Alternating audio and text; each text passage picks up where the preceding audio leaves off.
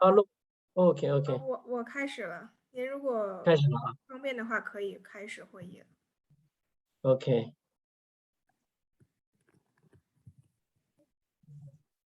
可以，那我问一下顾旭。Hello， 顾旭。Wang 老师。Are you ready? Maybe if possible, after my introduction, I will invite you to present. Okay. To start I will share my screen then. Yeah.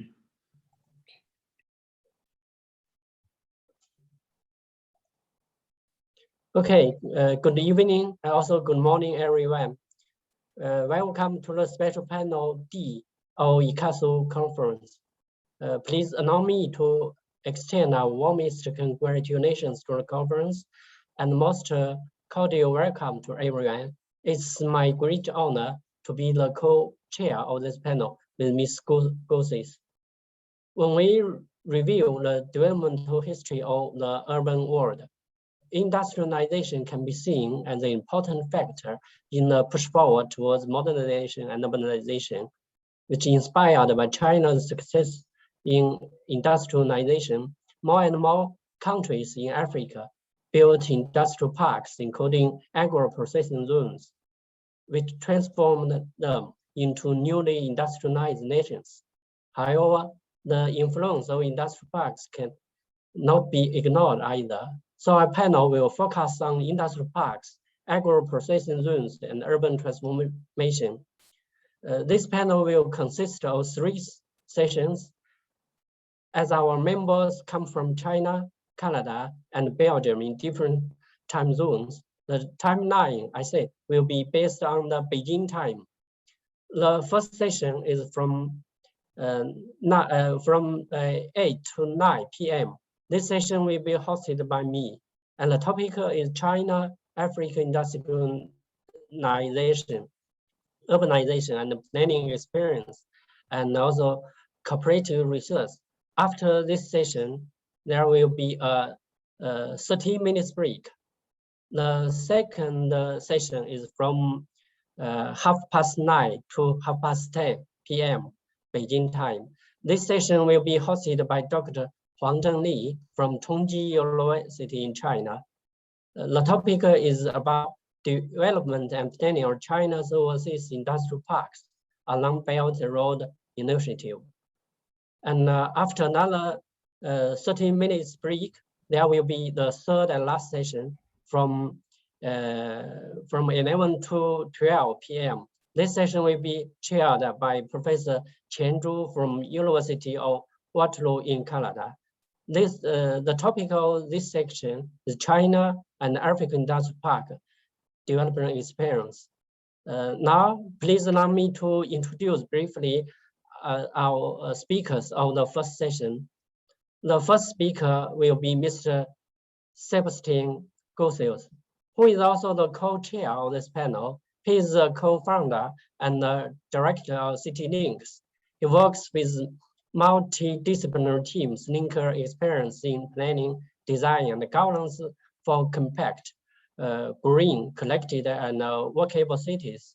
His presentation will be focused on industrialization African cities, contrasted perspectives and challenges across African megacities and secondary towns. The presentation will be explore how industrialization can be integrated to strategic urban planning in a context of complexity and uncertainty. And then I will bring the second speech with my doctoral candidate, Liu Kai. I'm from Southeast University in China. My team focuses on the regional planning, sino-international cooperation parks, and urbanization of the city along the Belt and Road for many years. The topic of my presentation is the integrated development of Sino-African cooperation, industrial parks, and local town. I will take the Eastern Industrial Zone in Ethiopia as an example. The research and analysis, the interaction between the park and the surrounding towns and provides reference for the integrated development or other Sino-African cooperation industry parks. And the third presentation will be given by Professor Wang Duanyong. He's from Shanghai International Studies University in China, but now he is staying in Palestine. Professor Wang founded the Center for Chinese Overseas Interest Studies, affiliated in Shanghai International Studies University in 2009, and his current research focuses on Chinese investment in mining sector and energy sector in sub-Saharan African countries. The topic of Professor Wang's presentation will be Chinese investment in African industrial parks, a study based on field work. The study includes field works in Africa over the past decade on Chinese investment and suggestions, and China not only provides the financing, but also bears most of financial risk. And finally, we hope that all the speakers will be able to express their views fully and have a good discussion, and we wish the conference success. Let's warmly welcome Mr. Sebo Gusi to make a speech. You know, Gusi, he could speak Chinese, French, and maybe many other languages. Please. Gusi, you are welcome. Thank you. Thank you, Wang Xingping. 谢谢 Wang 老师.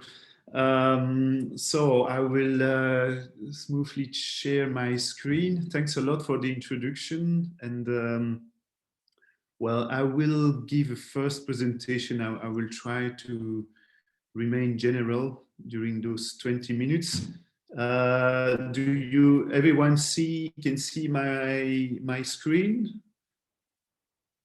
My presentation, yes. So yeah, actually, I would like to introduce a few challenges that African cities have been meeting these last years in their urban development. So I will cover a few topics and then take a few examples, a few case studies.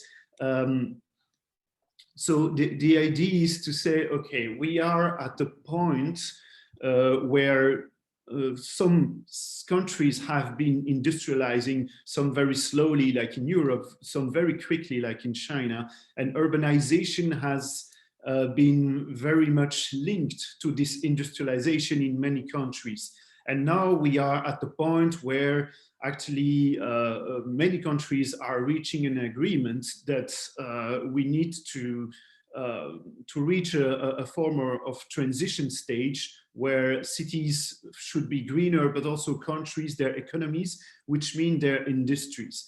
And through this consensus, we also know that some countries can just work on their existing infrastructure to build more resilience and climate adaptive economy, but some other countries are still need to catch up with industrialization. So there is a big question here about how industrialization in developing cities, and I'm thinking here a lot about African cities, can cope with this new trend and these new policies, these new green policies.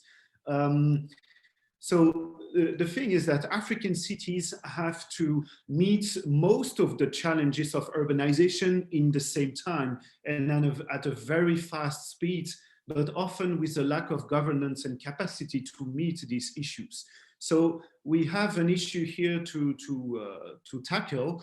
And if we look today, I mean, for example, from 2020 to 2025, the fastest annual growth rates in urbanization are in 3 regions in the world. I would say it's China, a bit of India, but also Africa.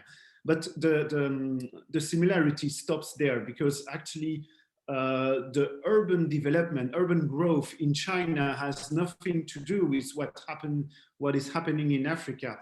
Urban development in China has been planned together with industrialization, while in African cities, actually, African cities are growing on the base of demographic growth and also spatial growth, very quick spatial growth. And we have on one hand mega cities, and on the other hand, many secondary cities and small towns growing really quickly, but with a lack of infrastructure, a lack of basic services. So there is a big question here about how Africa today, in this context that I just introduced, could catch up and use its own context of urbanization to make it an opportunity to find a new way of industrialization. And it's not an easy question, because while many African cities, like if we talk about the biggest ones like Lagos, Kinshasa, or Nairobi, Dar es Salaam, even Addis Ababa, they are growing quickly, but they have been lacking of planning in the recent decades. Now they are catching up. Some are doing better than others. Some are more ready than others, but their industrial base is still sometimes facing the lack of infrastructure like railway, roads, but also sanitation and all the services that a city can offer. And meanwhile, you can see here, for example, in the next 10 years, we will still have, for a city like Lagos, almost 80 people every hour, 80 more people every hour for the city of that will reach probably 30 or 35 million people. And it's the same thing for Kinshasa. Cairo in Egypt is a bit different because it has more planning tradition. But then you have this same trend happening in many small towns and secondary cities that I mean, outside of Africa, many people don't know, but those small secondary cities are taking the biggest part of the cake of urbanization, and we don't see them. They are the forest behind the trees, I would say. So another very recent, I would say recent, yes, and big trend in some African cities. Here we can see Kampala in Uganda, and another industry park built around Addis Ababa in Ethiopia. And this on the right is an industrial park in construction in Conakry, Guinea, which has been caught up by urbanization.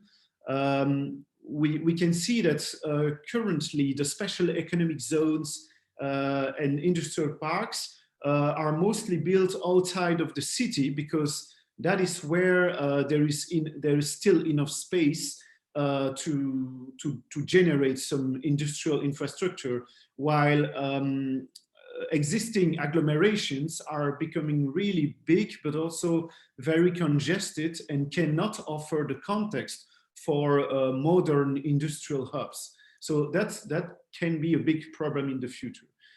Just a quick synthesis of what urgent actions are needed in African cities today. Well, the first thing is that we have a lot of population, but there is not much housing policy. So there is a huge demand for affordable housing that is not met, and the pressure is increasing. Then we have, as I said, the lack of infrastructure and the lack of accessibility. And when we talk about accessibility, it's very important for an investor that wants to build an industrial park to investigate the accessibility of the area. And then, of course, the demand for jobs is increasing because we have a young population growing fast, a young urban population growing quickly. And all of this, of course, brings environmental pressure and climate risk. There is a huge issue of resilience in many African cities because floods are occurring a lot, and the way that land is managed didn't anticipate the importance of the flood. Of course, basic urban services like sanitation, water, education, transport are lacking, although many projects exist, but the governance actually is often limited to know what to decide and when. So maybe a question about how to couple urbanization and industrialization, so we can bring actually economic added value to African cities, and we can also reinvest the added values of this industrialization into new investment for infrastructure.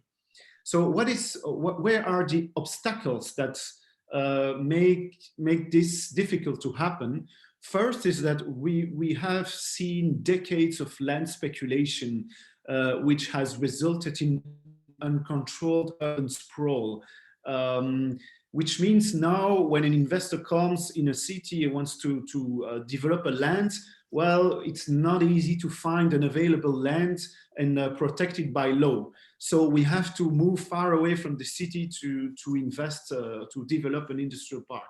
Another issue is that, as I said, the poor access to basic infrastructure, not only services, but also energy, electricity, sometimes is lacking, also water for industries.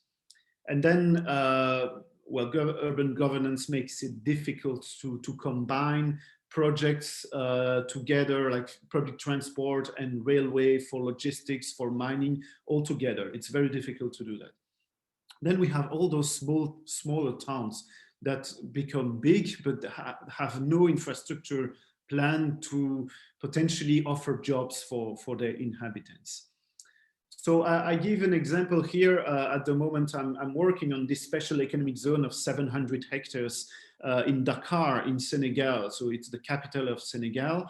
And you can see actually we had to look for land to develop some industrial land that can have access to electricity, being autonomous in terms of energy, but also have access to infrastructure. So this area is close to the airport and is 35 kilometers away from the city itself. So it brought to me the question about, well, okay, we are working on this project, but we realized that there is no availability for lands, for housing, and for infrastructure for the people that will work there. So this is because the city itself is already completely congested and the land management is very difficult. So in the end, this kind of project ends up very far from the city. Well, on the other side, there is a project of new town of Dagakolpa, which should bring 100,000 housing units for the people working in this area. So step by step, there is this concept of new town emerging away from the existing city, but still, how can we improve the conditions of the existing city to create an urban economy? The problem remains. So this question brings me to the other question: how to develop the economy of the city itself. I don't mean just outside of the city at the periphery, but in the city itself. And I take here the case of Conakry, the capital of Guinea. So it's a smaller city. It's 2.5 million people, but it's on a corridor and a peninsula. So it's like 40 kilometers long and maybe 5-6 kilometers to 10 kilometers large. So it's a real issue because the city center and the deep sea port is at the extremity of the city, and all the rest of the city is not developed and completely depending on the informal economy, the retail, and actually all the logistic activities and the mining sector are not integrated economically within the urban environment. So we have been worked about this for a few years, and the idea is to actually use the railway, the existing railway crossing the city, going along the city, to develop this area, to create a kind of industrial interface between the city of Conakry itself and the rest of the country, to have a logistic hub and a place where products from farming, from mining can be transformed or treated to create economic added value city Conakry. So to achieve this, it's extremely complex in terms of institutional policies. For example, the railway line is only for a mining company. It's all kind of co-owned by a mining company. So we need to find a way to actually extend the width of this railway, but also integrate public transport to give access to people from one side to the other of the city, and also decentralize all the activities of the deep sea port by putting all the freight from the trucks that are on the roads now to the railway, to the train, to bring them here and create this logistics hub away from the city center. So just you should imagine how congested is the city center by all the trucks going out of the port. So it's really unhealthy. It's at the moment, the port city synergy is not good. It's very unhealthy. It's not good for the environment. So we need to find a solution, but also not take away the jobs from the city. So the idea is first to build a mass transit network that can be combined with BRT and railway. They concentrate government function to another center, develop housing program, and then use, rehabilitate or renovate all the main streets, the main arteries, then the secondary streets for a better mobility, better transportation, and then shift the freight transport to the railway, as I said.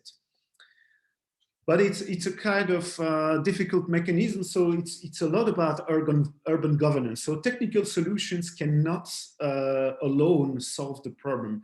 We really need to have a kind to implement a metropolitan transport authority for the city that is able to implement, to make decisions and find a consensus between public transport, logistics, mining activities, and also the development of the port and industrial parks within the city, and of course without threatening the environment and the livability of people. I don't have time to go into all the details, but just to give you a general idea of the complexity of this. And so the idea is actually, in order to be able to develop this kind of industrial park, and you can see it here, it's on around 500 hectares. The idea is to give accessibility to both freight, but also people by developing public transport, like mass transit, and using this infrastructure both for mass transit and freight. So just I was talking about bigger cities like capital cities, mega cities, and I was also mentioning the smaller towns. And I just want to conclude with this one. We are also working now on Kikwit, which is a small settlement, a small town in a very rural and remote area of Congo, the Democratic Republic of Congo, Gangojin. This city is a rural town that has grown recently into a vast informal settlement of 1 million people. And in about 15 years, we will have like 2 million people because of the demographic growth.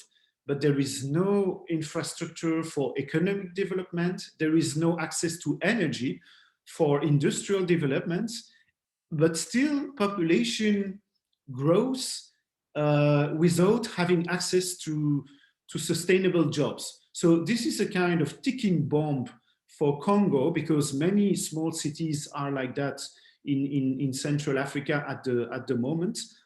So we have been working on an urban development plan, and the first priority we have given was to say urban development is not the priority, it's rural development around the city.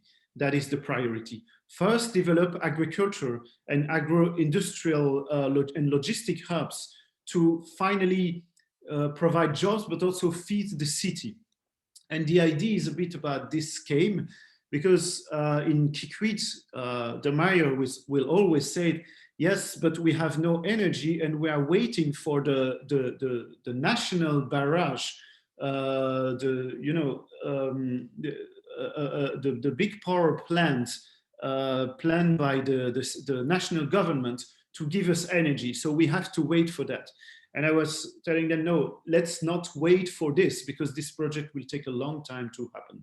So the idea is to create autonomy, local autonomy, by creating decentralized power plant, and probably maybe the smallest one possible at the beginning, maybe solar power plant, or using biogas, by treating waste and organic waste from agriculture, for example, or also micro barrage using taking advantage of the small rivers.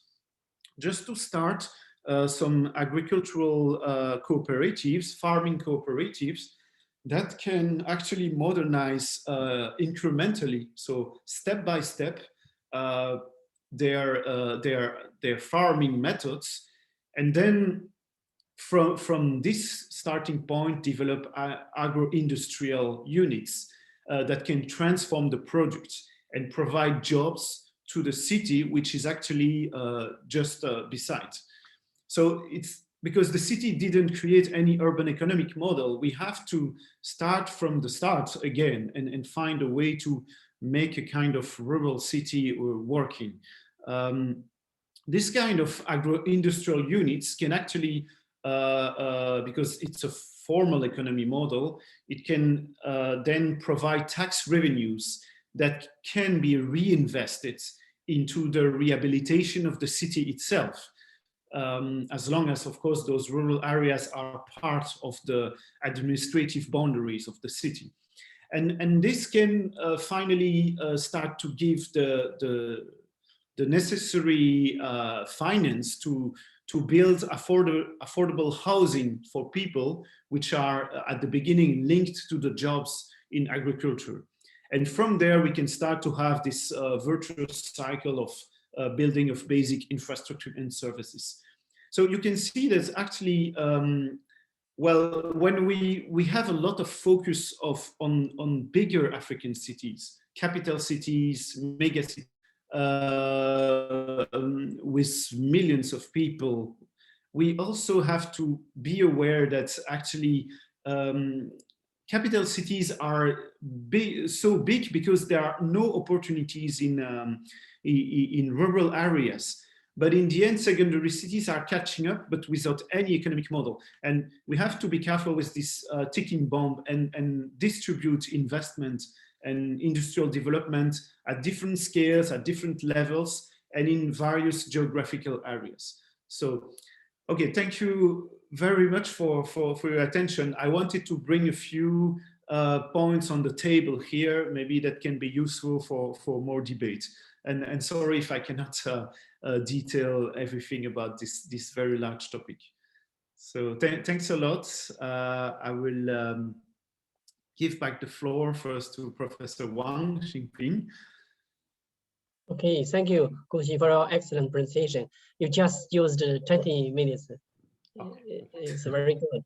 And thank you. Sure, I see your creative ideas, which including how to develop and how to plan Africa, different types of African settlements, including maybe some capital cities, mega cities, and towns, and also some rural settlements. Thank you.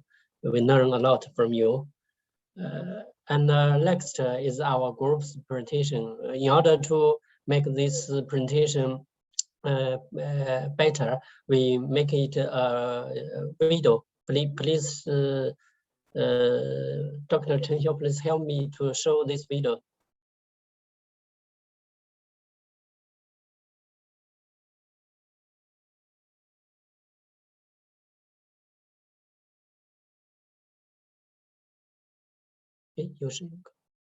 Could you hear?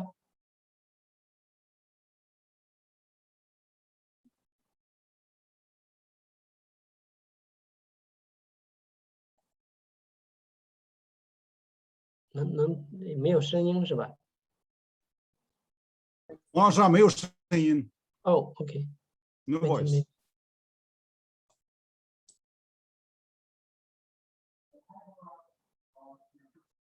现在呢？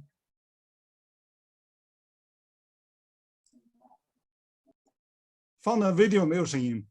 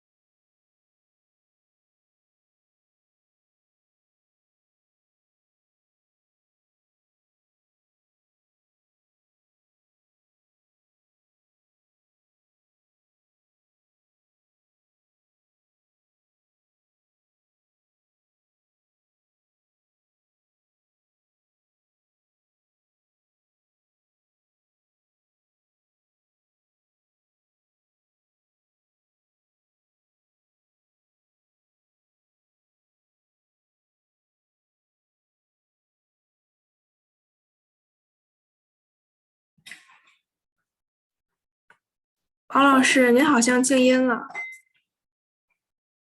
我知道，就是那个视频放出来没有声音，我们还在看看怎么，因为今天可能还不止一个放视频的。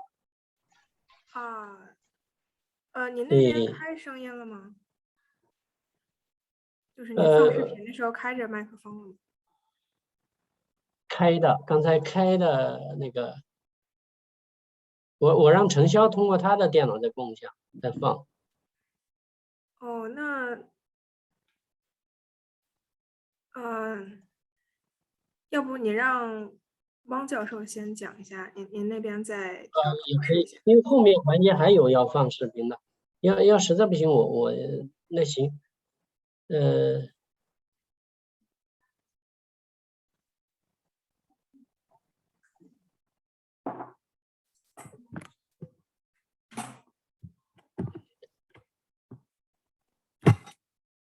那实在不行就先让汪教授讲，或者是因为我们前面已经按录制的模式准备，要不然我直接对。我和陈潇联系一下，我看一下他那边是什么情况。OK， 那汪教授，汪段勇老师您好 ，Professor 汪段勇。好，这个幸福来得太快了。因为对，主要是还不止一个要放视频的，后面还有就是我是那行，那我现在跟大家来，我找一下这个共享屏幕。哎哦，您是不是有谁在共享屏幕啊？我这个好像不能共享，是怎么回事？现在没有人在共享屏幕。我看到了您这个视频只有一个沙袋的背景。可以了。啊，我现在能给您看到我的这个PPT 了吗？看不到。现在可以看到。我现在可以看到。可以看到啊。对对对。好的，那我就是中文讲还是英文讲呢？都可以，我觉得，因为里面可能我看了一下，大多数也都是中国人。您看您好的，那我就那个我的 PPT 是英文的，那我就中文。陈玉鹏，好的，谢谢大家，因为我大概多长时间？原来是15到20分钟都可以。我记得原来说12分钟，我按12分钟，因为我准备内容是比较多的，但是我尽量快吧。OK。这样我跟好的，好，我跟大家简单介绍一下哈，这个就是这是我根据这些年哈在非洲跑的这些这个各种园区的调查，田野调查做的一个简单的汇报。应该说从15年吧开始，我是做第一个园区方面的这个调查，然后到现在一直到最近一次是18年，大概这3年间大概跑了10多个园区吧，然后我跟大家简单的汇报一下这个过程，我尽量快的讲这个过程。首先这个我讲一下这个提纲哈，就是首先我们讲到这个主观的，第二来讲的话就是中非经济关系，这个也能听到吗？有人说听不到。能听到吗？可以听到。好，那我就继续了哈，抱歉啊，好。然后第三来讲的话，就是说这个第三点呢，就是讲这个中国在非洲这个各类园区的简介。然后第4呢，是我的根据其中的一次的田野调查给大家分享的内容。首先对，这个不对啊。首先来讲一下这个简单的说哈，这个非洲经济的它的特点哈，就是我从工业化的角度来归纳这些特点。首先来看这一点哈，就是从最近20年的情况来看呢，就是非洲的这个年 GDP 增长率呢，它的确是相对是高于世界平均水平的。它的发展呢也跟这个世界经济的，比如在09然后到这个20年中也是有同样的发展。大体上来讲的话，双方是同向，但是最近几年呢，看上去呢，非洲的发展速度是明显在降低的。这点呢就更有意思了。GDP 的洲经济的比例曾经14达到14年之后呢，就出现我们看这段是产品价格有关系的，但是大宗价格上升呢是在09年左右，基本上就开始走下坡路了。最后呢，它维持几年，但最近几年的下降呢是非常明显的。它的经济结构可以说最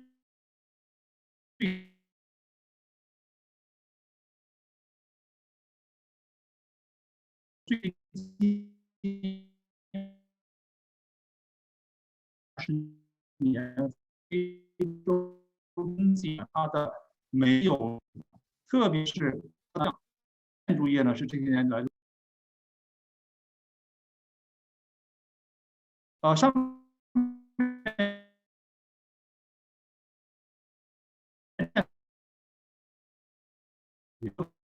这个资本增长率呢，这个全世界世界平均水平呢基本上是同期，投资水平。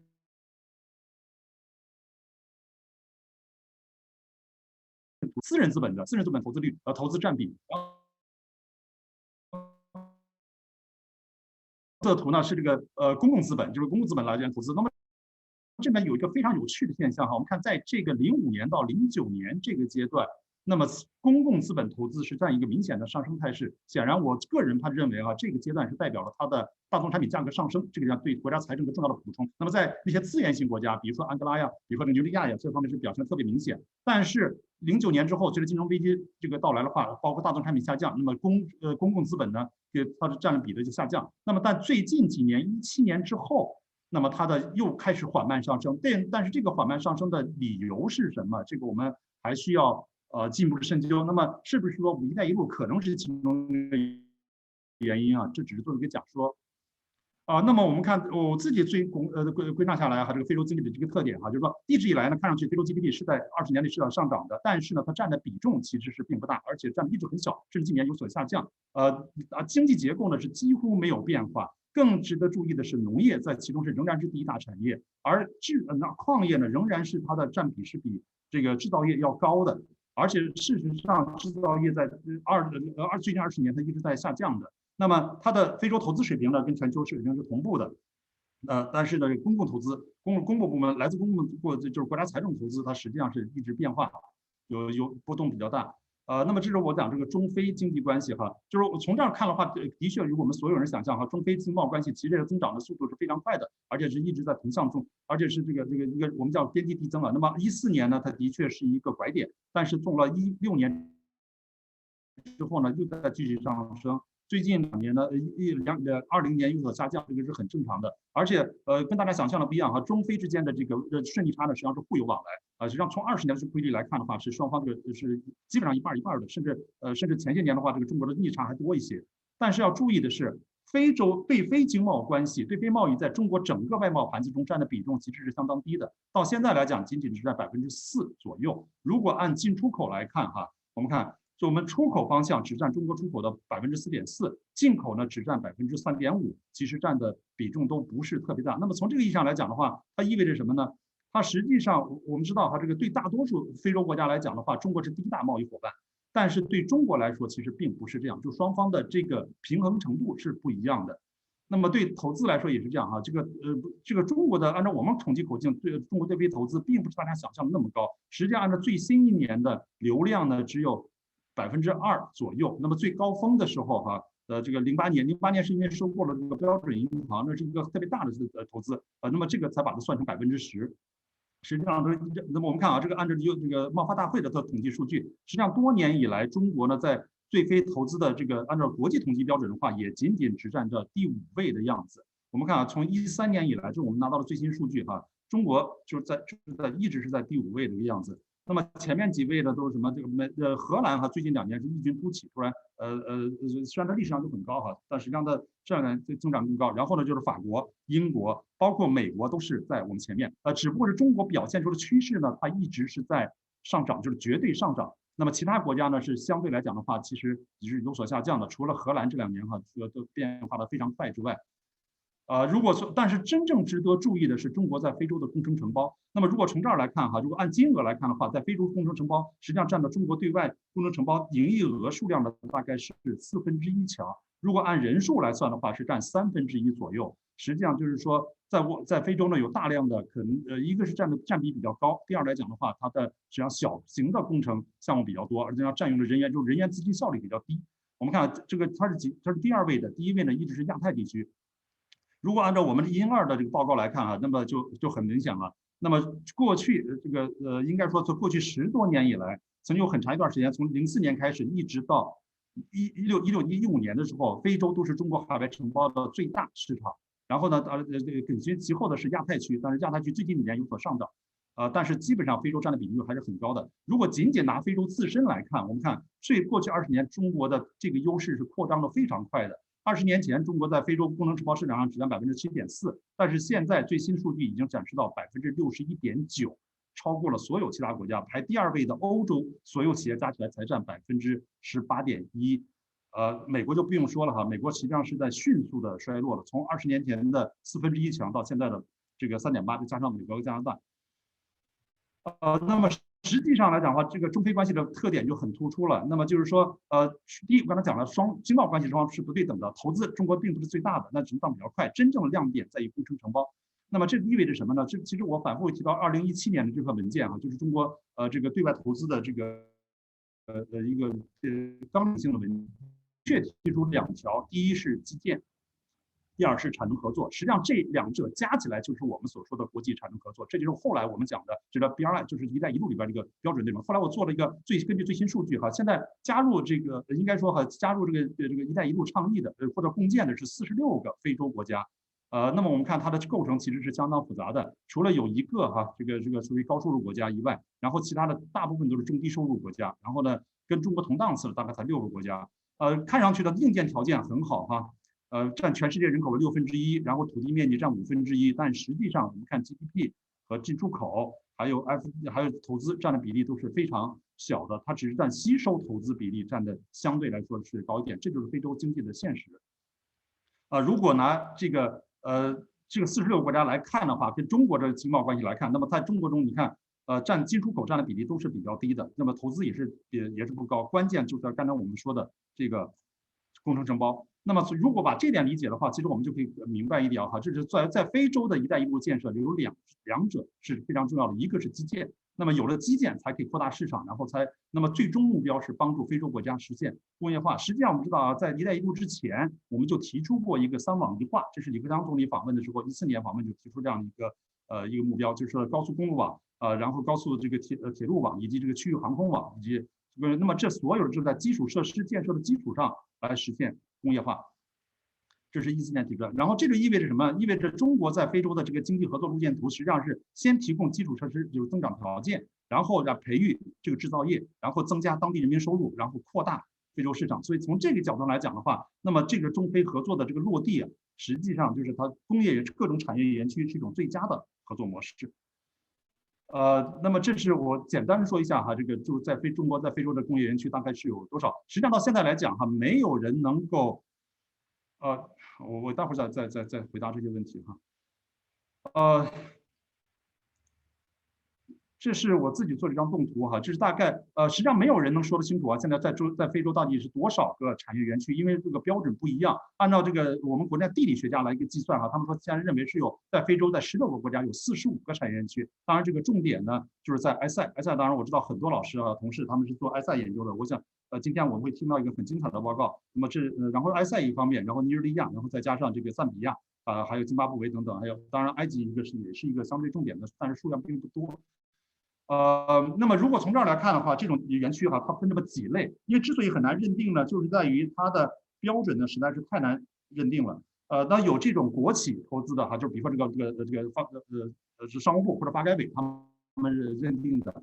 然后呢，还有这个地方国企，就是除了央企之外，地方国企还有私人资本，这是就是我们说中国的境外开发区的这个网上哈，他们列出的部分的这个园区，我们看基本上是靠着东非沿岸来进展，这当然跟中国的地贸易地理方向是有关系的，但是这个数字也是在变化的。那么我就简单，因为已经讲了12分钟了哈，我在没关系，把这个不用着急。讲完。因为今天时间前面耗了很多了，没关系。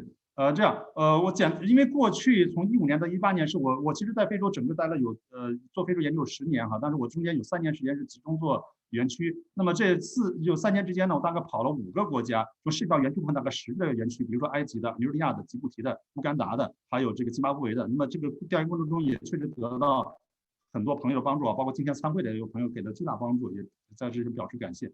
那么我只举其中一个例子哈，乌干达的园区是因为我觉得在乌干达我看到的是几类不同的最有特色的几类园区。这是乌干达的经济地理图，很简单啊，它的线其实就是2条经济带，一个是从肯尼亚沿这个边境，然后沿到维多利亚湖，然后伸向它的西部，这是一条经济带。那么第2条呢，就是它的沿向这个西北方向的这一条，这是它主要的这个2个经济带。那么乌干达实际上早在2010年就提出了一个这个全国的这个工业园区这个产业园区这个发展计划，一共是22个园区。那么我这时候或者把它每个位置都找出来哈，我们看它主要应该说还是规划呢，一方面还是有它的道理的，因为也主要沿着经济带，这2条经济带。第2呢，就是根据它一些很特定的东西，一些这个地理设置哈，但基本上我认为还是比较合理的。但问题在于它的实际运行很差。到18年我们去调研的时候，其实发现它只有7个园区在建设中还没有建成。那么到底是什么样子呢？什么原因？后来我们做了一个很简单的一个测算哈，就是把这个7个园区的就是正在建设中的这个公开资料找到，就发现一个很有趣的一个数字。这个呢是它的。这是什么？这代表每平方米就是园区内每平方米土地上的投资额是多少美元？是0.4美元。后来我同时在做这个过程中发现一个很有趣的资料哈，就是1995年我们中国正好也是22个国家级园区，但是95年的时候，拿中国当时货币来计算的话，每平米投资就是9美元了，就是已经是它的20多倍，更不要说这是20多年前。这是一个非常有意思的对比。那么很简单一条，就是说它这个园区发展不起来，我们最直观的理由，不说别的，软性理由、硬性理由就是资金严重不足。所以中非合作一个最核心的问题就是非洲需要钱，而中国需要让工程企业走出去，这是双方能够一拍即合，就是供需对接的根本原因。这是我们当时在非洲在乌干达看到的几类园区啊，这是一个私人企业投资的园区，但是的确做的应该说很有声有色。这是另外一个专门以化工为主的靠近肯尼亚边境的一个产业园区。但是我印象最深的就是这个园区，这是我觉得这么多年看下来以后，可以说它的发展模式，它的这个这个市场化水平以及它的发展速度是最高的这么一个园区。那么如果把这些年的东西做下来一个总结的话，因为我不再展开过程那么很简单，就是说，第一呢，给我们一个印象就是它的发展，整个园区发展都是非常慢的。比如说刚才我讲泰达，江苏那个埃及泰达园区它实际上开发过程20多年了，到现在才建成了大概3平方公里，第二期6平方公里还在建，所以这个拿中国的方面的速度来讲是简直不可容忍的。那么第二来讲的话，就是说它的这个开发商呢，其实不管是国企还是私企，他们努力的都在寻找这个市场化的融资方式，但是同时也需要从中国国内金融机构得到这个贷款和这个金融支持，就是那种软贷，实际上有很多还是属于软贷款。那么特别注意的是这一点就是有些园区的开发商他们其实并不是真正的产业投资者，他们是有其他的一些很复杂来源，甚至有些就是房地产商。但是所以他们有些这个园区开发中它其实有一些工业地产化的一些特色，这是需要高度关注的。这是我们中国国内已经受了很多这样的国内园区就已经发展到今天有这样的问题了。那么如果把这个模式再传输出去的话，可能就要带来一些问题了。那么同时来讲的话，这个融资模式其实中国国内的金融机构呢，其实是挺愿意配合“一带一路”或者其他战略提供投资，但是这种贷款是越来越谨慎的，这也是要注意的一个倾向。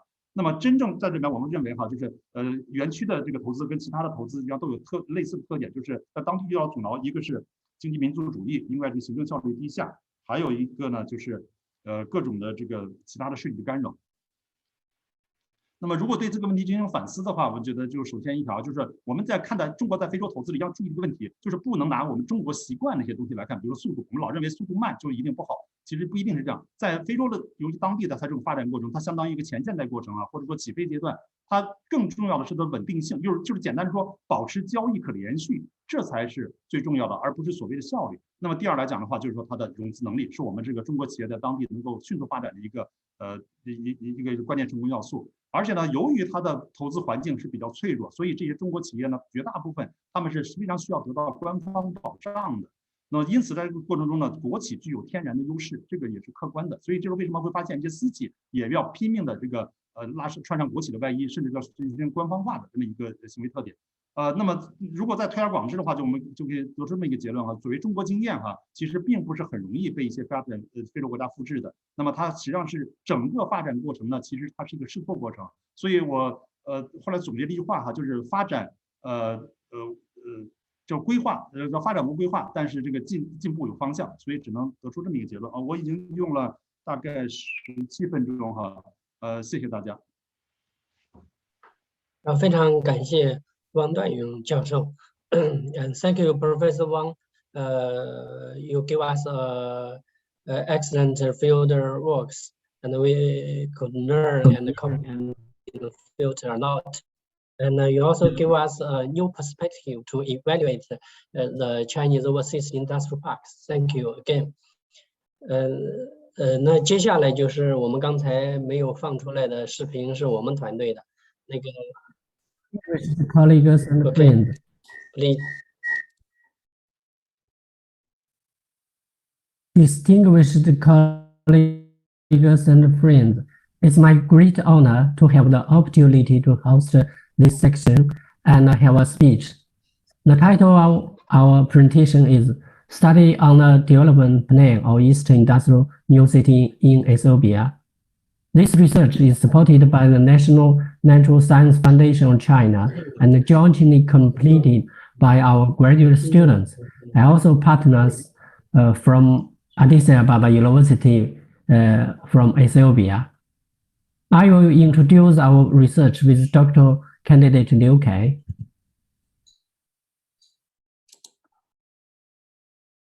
Our research is divided into 5 parts. I will briefly introduce the first 2 parts, and then Dr. Candidate Liu Kai will introduce the following 3 parts.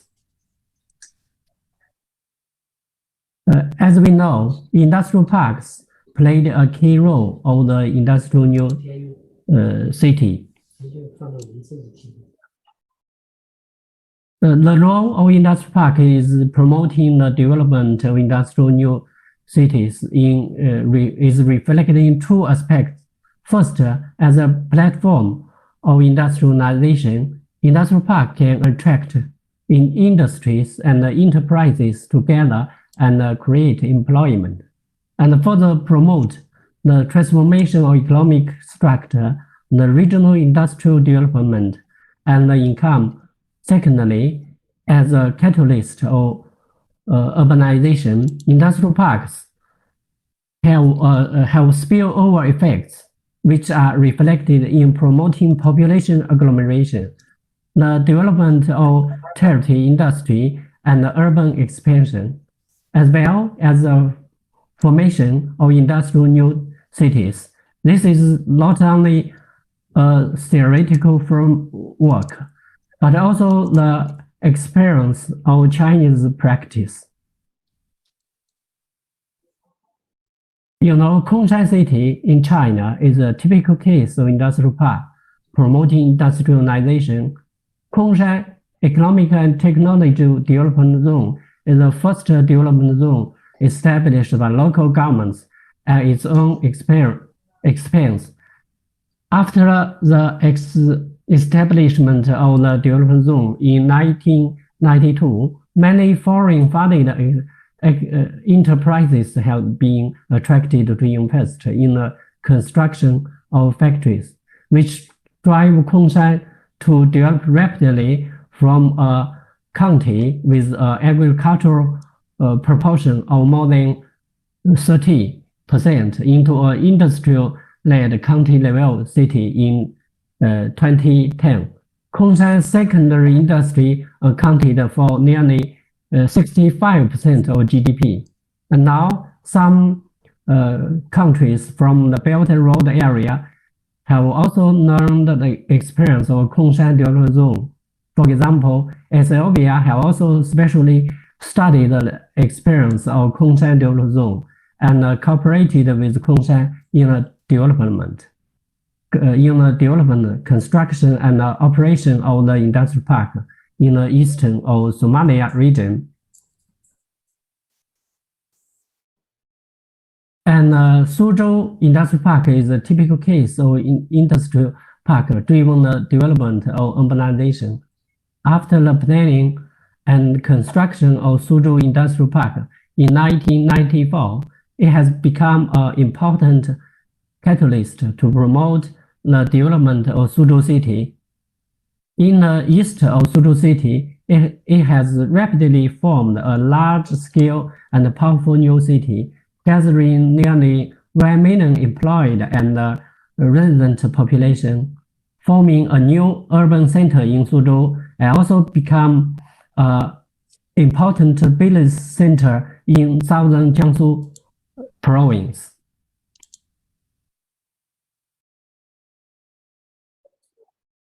China's International Cooperation Industrial Park along the Belt and Road has also played a role in promoting industrialization, urbanization, and construction of new industrial towns, such as Sihanouk Special Economic Zone in Cambodia, the Central Africa Taida Industrial Park in Egypt, etc. These parks have promoted the industrial development, population agglomeration, and income increase in the area, also accelerated the development of commerce and residence. It has formed a new industrial city with comprehensive functions. This is Sihanouk Special Economic Zones, and this is Taida Economic and Trade Cooperation Zones. And Ethiopia to come is an emerging node city with the support of the China Ethiopia Cooperation Park. Eastern Industrial Park, by September 2019, the Eastern Industrial Park has created more than 16,000 jobs, enabling local employees to increase their incomes and improve their living standards. Eastern Industrial Parks have built hospitals, schools, and other public service facilities for local communities, which have promoted the continuous improvement of urban functions. communities are also gathering around the park, which has developed from the original open space into a small town. Till now, Eastern Industrial Park has completed construction of 5 square kilometers of land. The Ethiopia government plans to work with the Park Management Commission to develop a new city based on the park and the surrounding towns. Our groups also cooperated with Ethiopia researchers and to investigate in these parks and finish some cooperation studies. Eastern Industrial Park and its surrounding area are now in good conditions to integrate and build a new industrial city.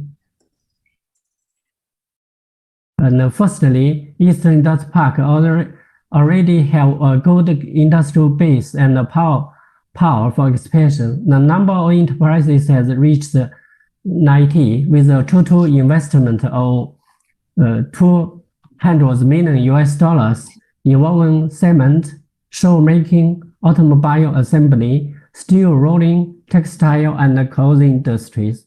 By the end of November 2019, the total output value of the park has reached $1.5 billion, and the total taxi pay have reached $70 million, employing 16,000 people. Eastern Industrial Parks have both spill effect and international demand for urbanization development. And the Eastern Industrial Park have the location advantage of satellite city of the capital and plays an important role in the planning of the capital areas. Eastern Industrial Parks area also have a best transportation location and supporting facilities. You know, Addis Adama Express and Addis Djibouti Railway pass through this park and is very close to the expressway entrance and Bishop Railway Station.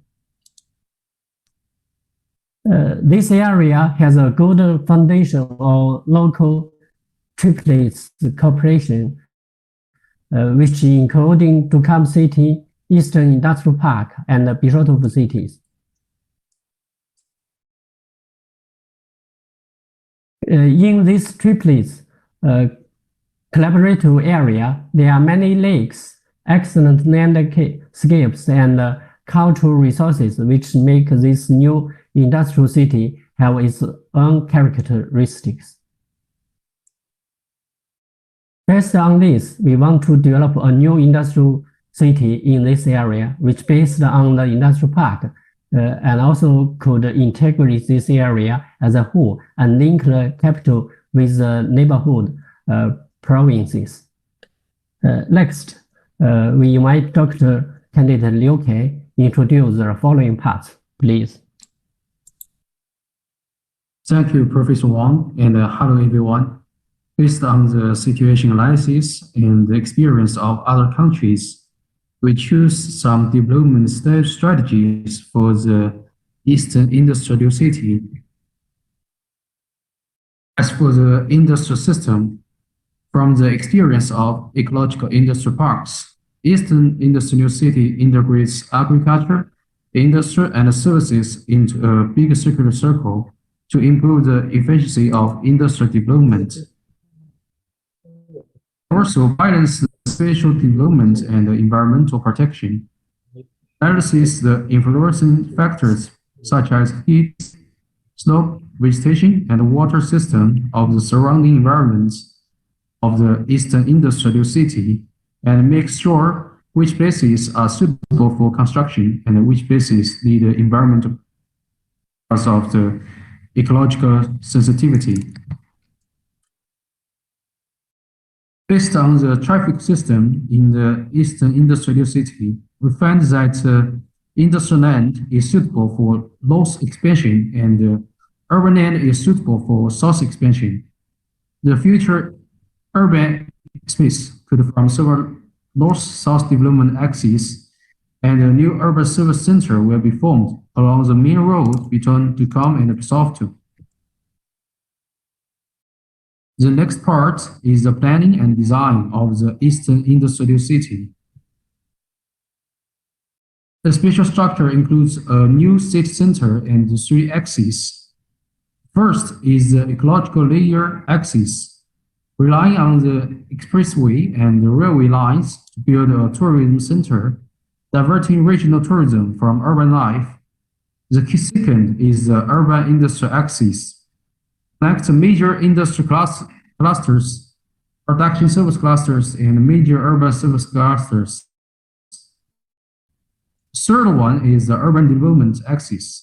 According to the current status of urban development, the main axis of east-west development along the main roads will be built.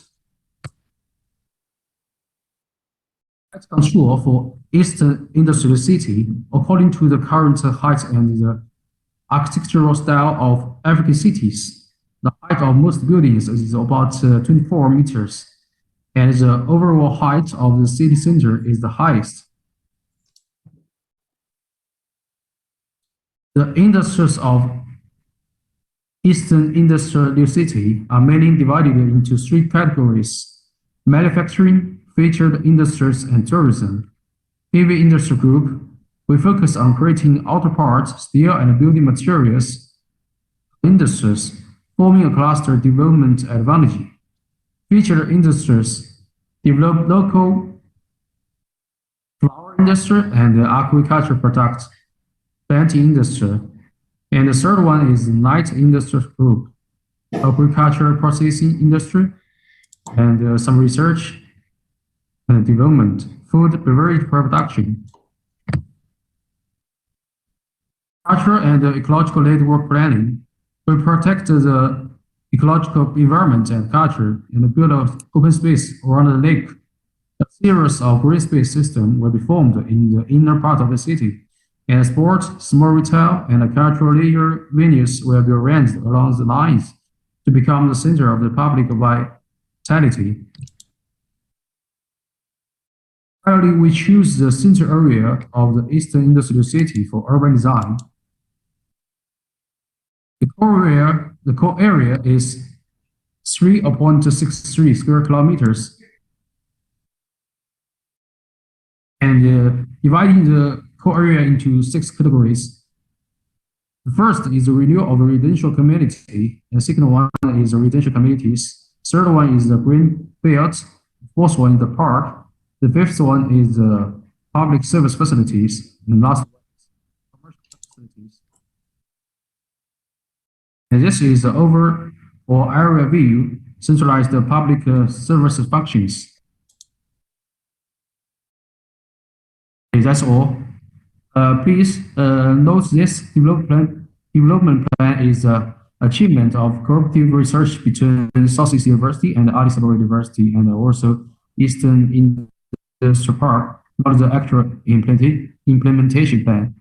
Many thanks to our partners in Ethiopia. Thank you. Okay. Distinct. I'm sorry, because of our mistake, we overused the times for a few minutes, but I think maybe after the next 2 sections, the time is too late. So I want to invite Gusi to our co-organizer of these panels to host a few minutes discussion. Gusi, hello. Could you? I want to invite you to host a few minutes discussions, please.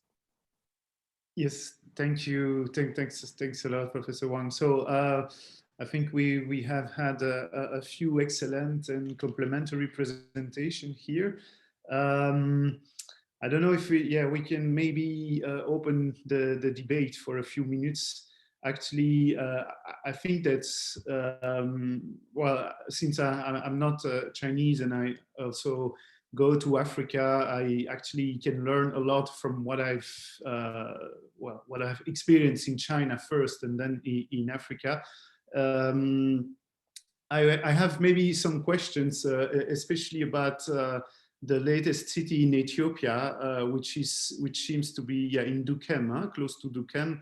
I was wondering if the local government is actually having a vision or a plan for the industrialization and also the sustainable urban planning of their own city. Are they actually having a master plan, or are they actually willing to have it? When you targeted this industrial park, and when the investors came there, how did it work?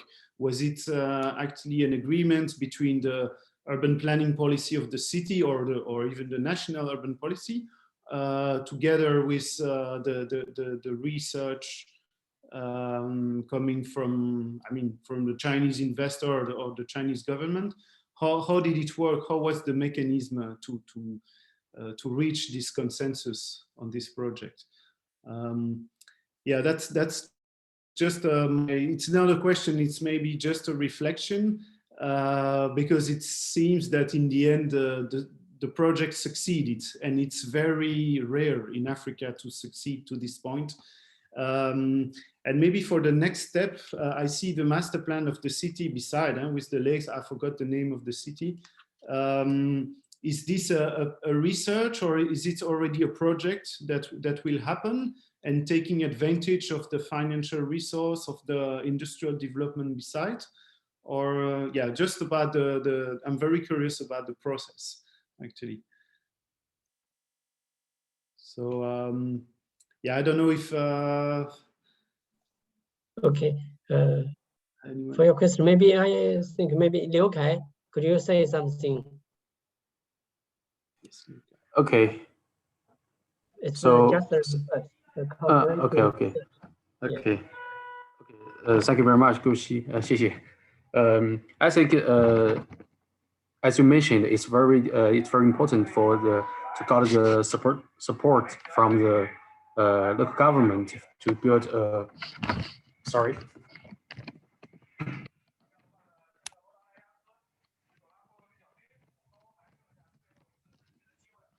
So could you hear me? Yes, you guys. Okay. So as you mentioned, it's very important to get the support from the African countries' government to build as a new city. And this development plan is just a research achievement between our team and Addis Ababa University, and also the Eastern Industrial Park Management Committee, and from the government of Addis Ababa, our partner, the Professor Fisira, also contacted with the Minister of the Urban Development and Construction of Ethiopia, and they also want to build a state-of-the-art city to develop the industry of Ethiopia, like the manufacturing and some other things. But the lack of some, the investment, and also some investors from other countries. So I think they want to do this, but they know it's very difficult for some African countries, especially they do not have a very strong support. Yes. Thank you, Liu Kai. It's very interesting to see how in the end the first step is that there are needs of investments, and there is a lack of financial capacity. So the case of Dukem could be also an example for the rest of Africa to see how actually financially urban development can happen with the right infrastructure. And in this case, it starts with the industrial park, actually. This is the very first resource for urban development, I believe.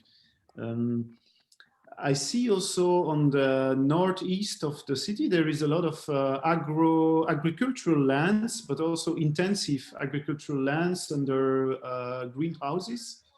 I don't know if you, you have worked on this part. Was it developed a long time ago, or is it part of the project? You see some green land, or under the intensive agriculture. I see some greenhouses, you know. I was wondering if this is also part of the whole plan for the city, or this is just another project. It's in the east. In the east, it's not involved in the plan, but we do a evaluation of the ecological sensitivity. Okay.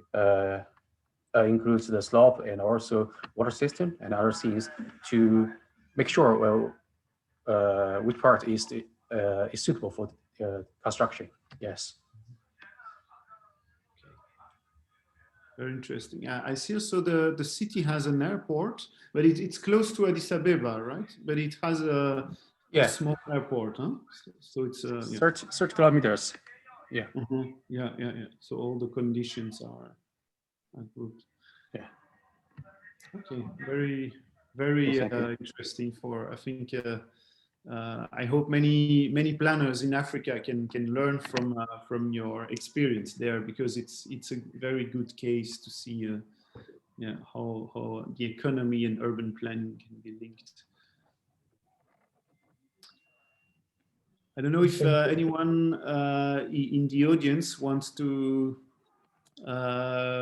maybe share her or his own experience on the topic.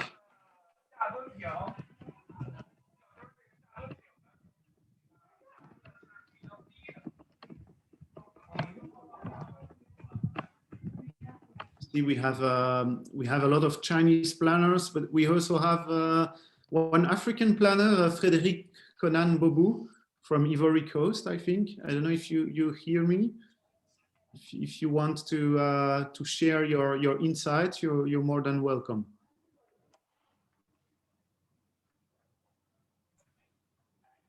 Hello, everyone. Bonjour, can you hear me? Yes, we can hear you very well. Okay. So I don't have a particular thing to share with you, because I didn't prepare well about this topic. I heard about it yesterday, and then I joined the platform just to see what you are doing. So I have anything to share with you for the time being. Thank you. Okay, thank you, Frédéric.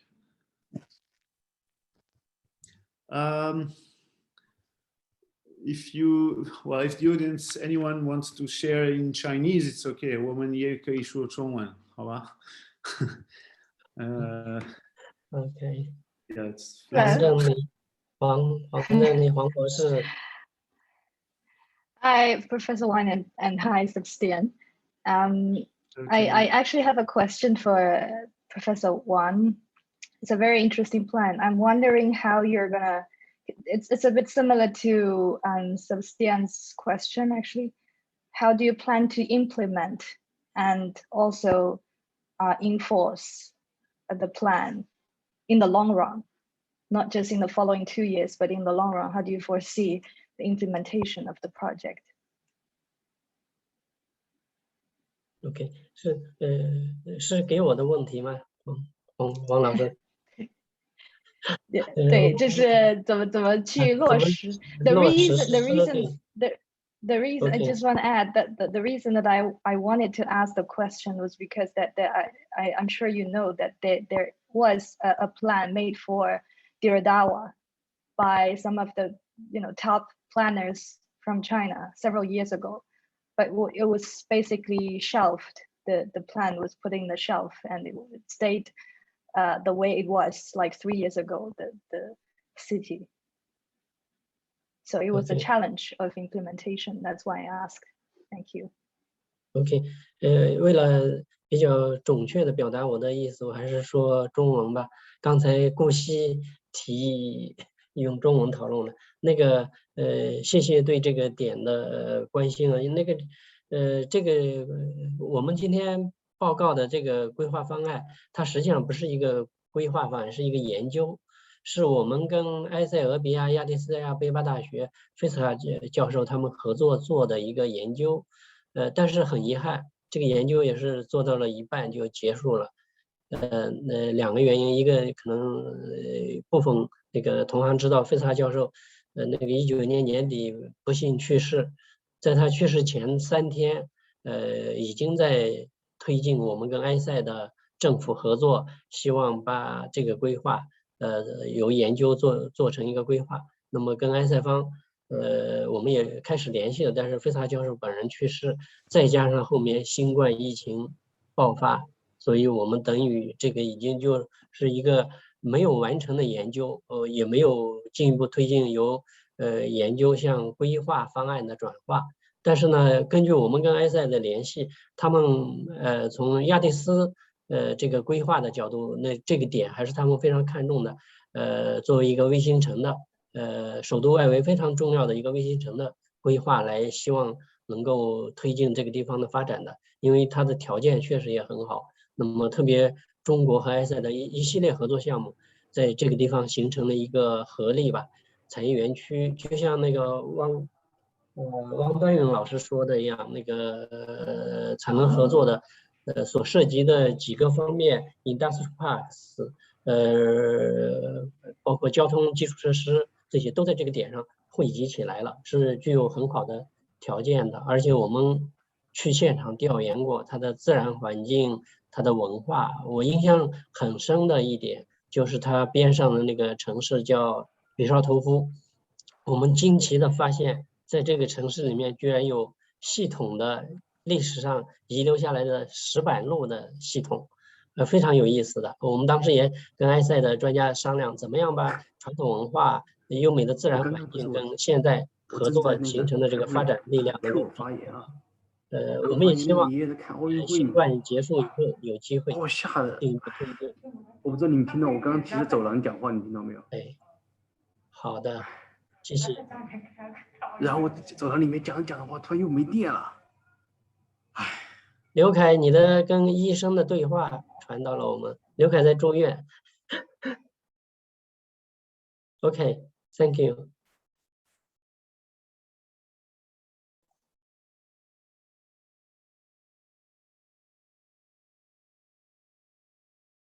哎，我们时间差不多。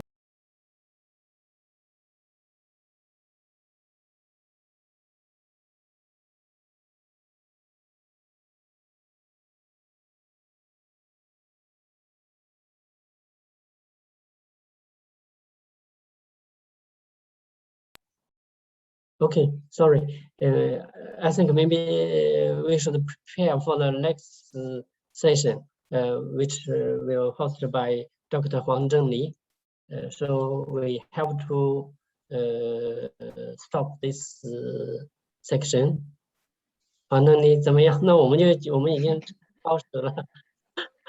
但是我主要，他是这样，9点半你那边第二个就要开始了，30分钟的休息。我把它给占了，因为主要考虑再往后2个环节太晚，可能那个我们的时钟就不太吻合了。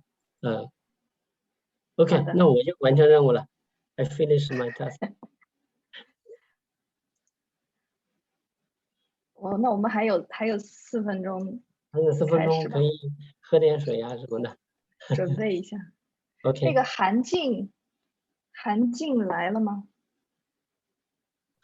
我来了。啊，你想第几个说？因为原先表上那个Xingping他是第一个说。你替代他的话，你是愿意第一个说，还是说你想最后一个说？老师，那要不老师，要不我那个能不能往后排一下？就是我因为准备的比较临时，然后我现在就是还想就是再稍微那你最后一个说吧。嗯。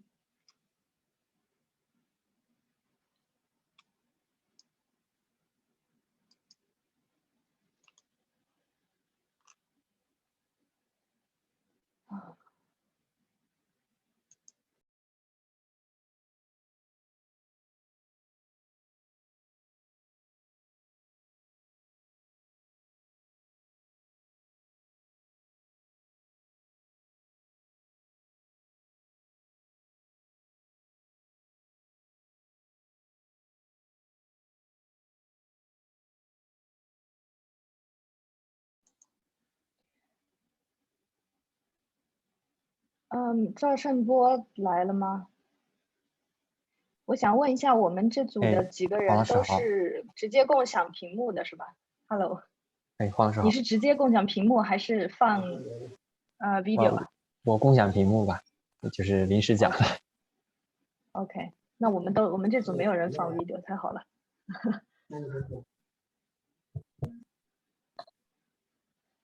OK， 那我们2分钟之后开始。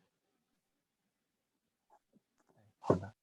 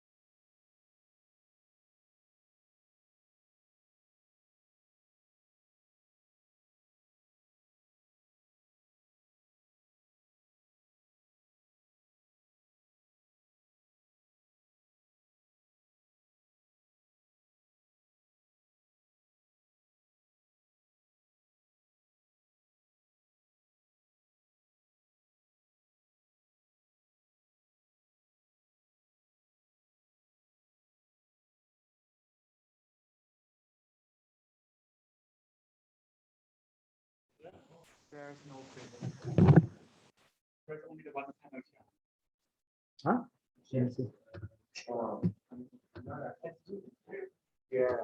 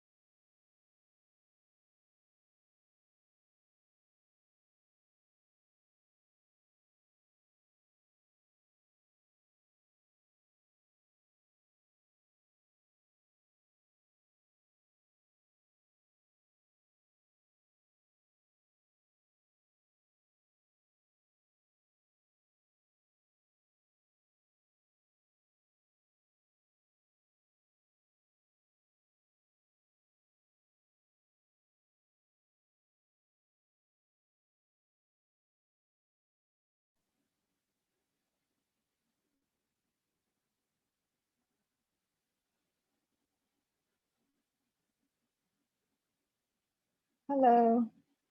Good morning, good afternoon, good evening. I'm just looking at the participant list, and I realized that maybe a couple of the participants are not from China, so I'm gonna use English as my hosting language. But because I just got a notice from our tech support that because all of our speakers are Chinese, so we can actually use Chinese as our presentation language. So if you feel like doing so, feel free to do that. This is the second panel for the special panel on BRI and its overseas industrial parks along the BRI and the planning of SEZ in African countries. We originally, there are 3 presentations in the panel, and originally our first panelist would be Sinsho Abebe-Delele from Injibara University of Ethiopia on peri-urban land expropriation and its consequences in Bahia Dar city, which should have been a very interesting case study, but unfortunately he's not here. So we are replacing this presentation with Han Jing's presentation on study on the evaluation and development of industrial land in Wuxi section of the Grand Canal. So a very promising case study from China. And we're going to adjust the sequence of the presentations a little bit. So I will present my presentation first on manufacturing urbanism, improvising the urban industrial nexus through Chinese economic zones in Africa.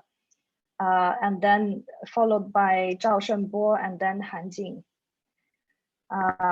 If there's no questions on that, I think I shall begin with my presentation.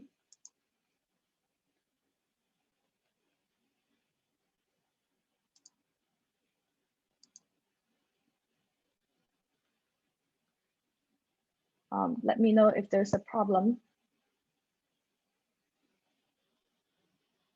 If not, then this is okay. This is a project that I did with Tom Goodfellow from University of Sheffield in England.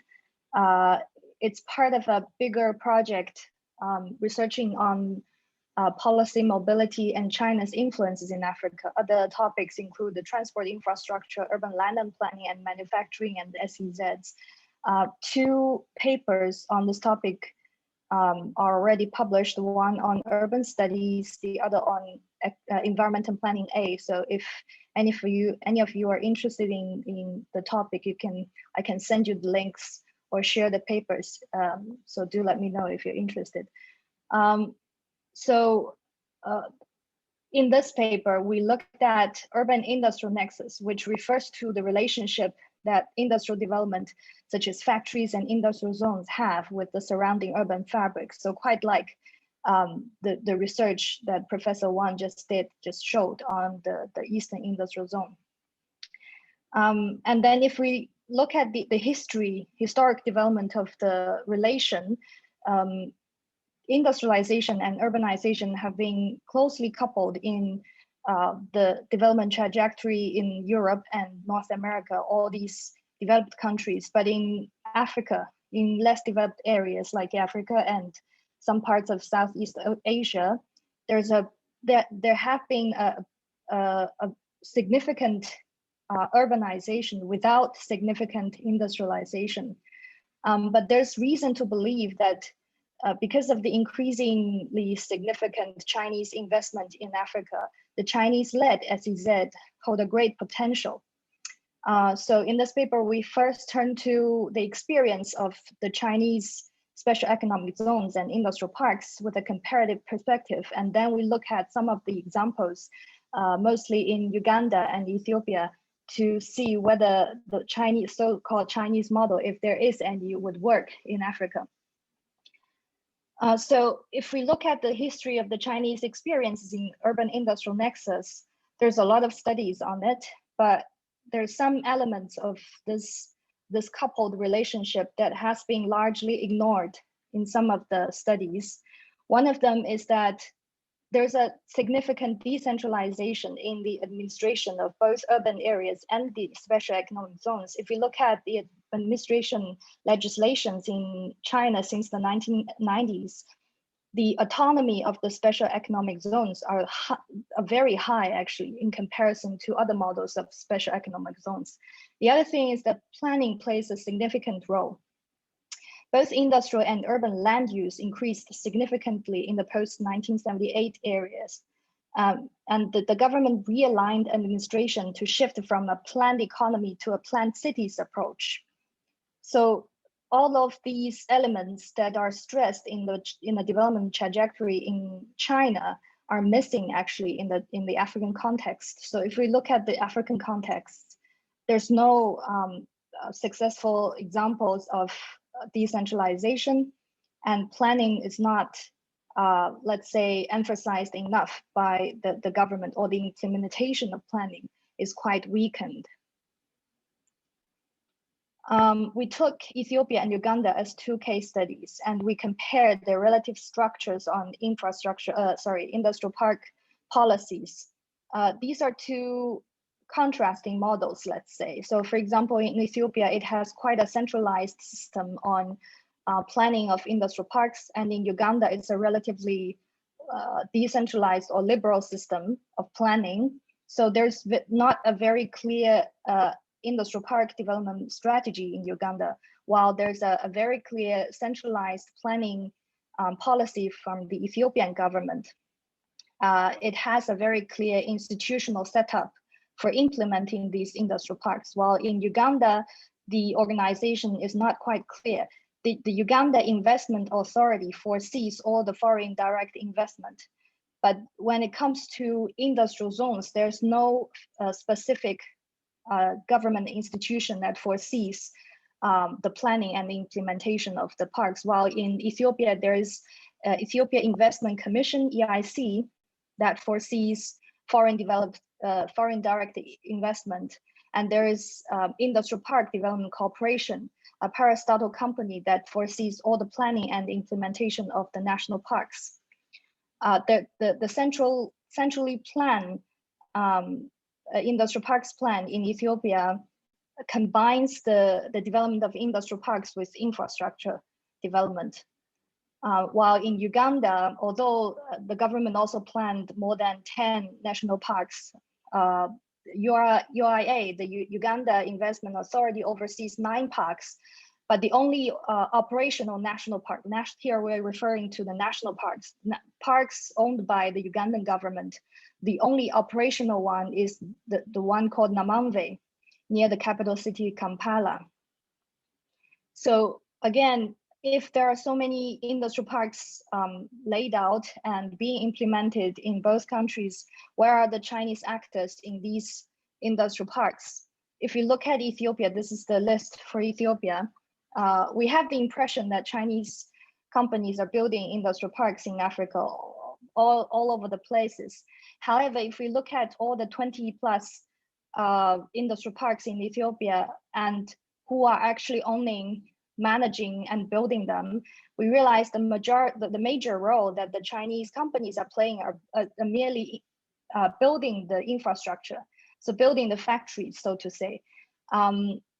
Being a developer plays a much more significant role than just being a contractor. But in the Ethiopian case, the majority of the national industrial parks are owned and developed by the government of Ethiopia. Only a few of them are developed by Chinese state-owned companies, but there are only 4 of them.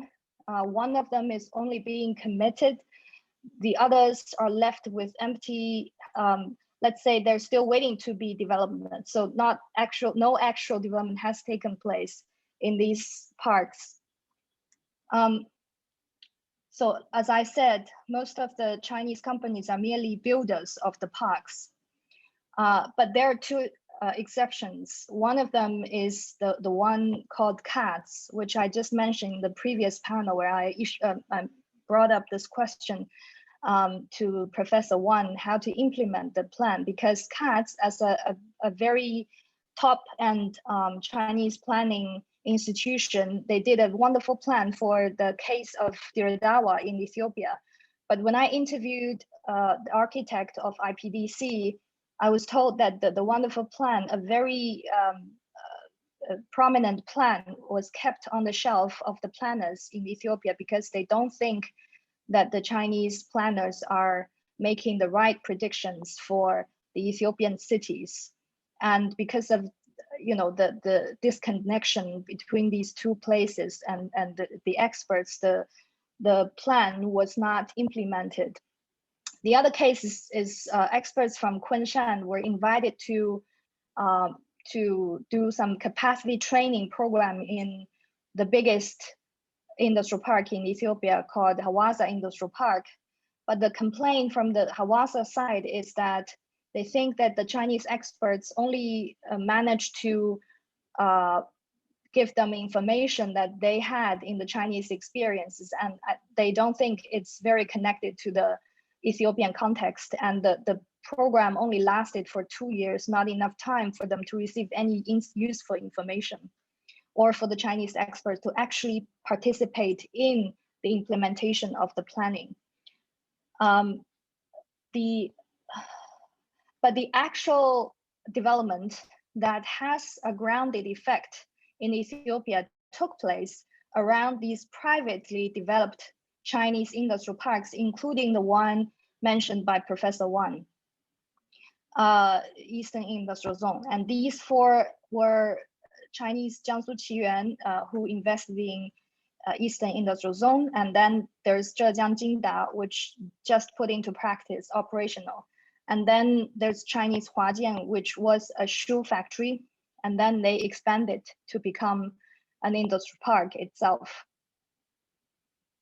And in Uganda, there's the similar case. There are more than 10 so-called operational or partially operational industrial parks, but only 4 or 5 of them are nearly operational, and these are invested by private Chinese investors. And we just took some of the private invested Chinese industrial parks, and we basically investigated the personal development story of the CEOs. I'm not going to read loud these personal development stories. These are very interesting stories, but surprisingly, none of these Chinese CEOs or the people who are undertaking important jobs in managing these private industrial parks have direct working experiences in Chinese industrial parks or whatsoever. Let's take Eastern Industrial Zone, for example. This one is large. I don't think I need to introduce too much into detail because I know a lot of the panelists, our participants, are familiar with the project.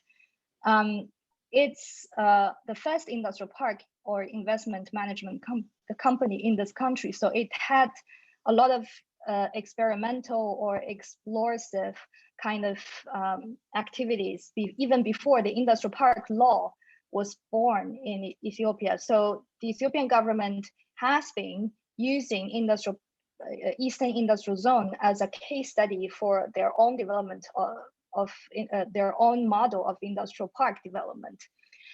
There was a concern by the managers of Eastern Industrial Zone that they would become under great competitive pressure after the national industrial parks of Ethiopia were put into operational stage. But they realized that the life of their practice may last much longer because they're implementing some of the strategies very much different from what the Ethiopian government has been thinking or what they took for granted. And they're improvising in this changing context and atmosphere. They're improvising, for example, to come up with this idea of industrial city to propose to the city government and even the national government of Ethiopia. And then at least some of the government officials find this very inspirational. Huajian Light Industrial City, if you look at the planning of it's very interesting. It was designed as a shoe-shaped park, because Huajian used to be, it still is a shoe-making factory. So it has to create this identity in a foreign ground. And it's one of it's probably the biggest and most successful manufacturing company in Ethiopia, employing 14,000 workers. Sorry, I think there's a mistake here. Employing 7,000 workers at the peak, and 1,400 workers live in the zone within their park. And this is exceptional because according to the legislation in Ethiopia, the land use of industrial parks should only take the form of production. So no accommodation is usually allowed inside the park zone. But Huajian actually make the case that it is much more practical to provide for the workers accommodation within the park, and it actually works. We did a survey among the workers, and most of the workers find it a plausible provision by the employer that they could actually live within the park. And this is their working environment and the living environment. Now, this is before COVID. Another case study is the Liaoshen Industrial Park, which is probably the biggest private industrial park in Uganda. For now, it has 1,200 workers in a ceramic factory in the center of the park. And it could potentially double the population of the surrounding urban center of Kapeka. Although there's this complaint coming from the local planners that usually if you plan a park in Uganda according to the law, you have to plan within the municipal boundaries, and you have to talk with the municipal planners at a local level and under the municipal capacity. However, the owner of the park managed to talk directly with the president's office in Uganda and also with the national planners, so that they could implement their thinkings and ideas in a higher level. And this is complained by the planners because they don't know exactly what is happening in the park, and they don't think the park's development vision is coping with the local development vision. But the park owners argues that there's no area plan for Kapeka sub-county because there's no not a document that they could refer to in the county government of Kapeka for its plan to be integrated into. But the additional work that they did in order to make a better relation with the surrounding area is that they have, the owner of the park have initiated a lot of local activities, including organizing football games between the local residents and the Chinese workers, or cleaning streets, planting trees. And they also organized the local motorbicycle taxi drivers to do some recycling activities. And it is very obvious that they're trying very hard to build a connection with the local development. So if we look at these personal development or the individual cases of development of private parks, Chinese parks in Africa, these private operators have no, what we think policy mobility takes. We usually picture policy mobility as something that we have a concrete Chinese model, and then we want to export it to the African context. And then there's a process of exchange and learning, and then a new model or a mutated model is born. However, as we have seen in these case studies, the policy mobility actually takes shape of these individual and improsive kind of activities of these individual investors.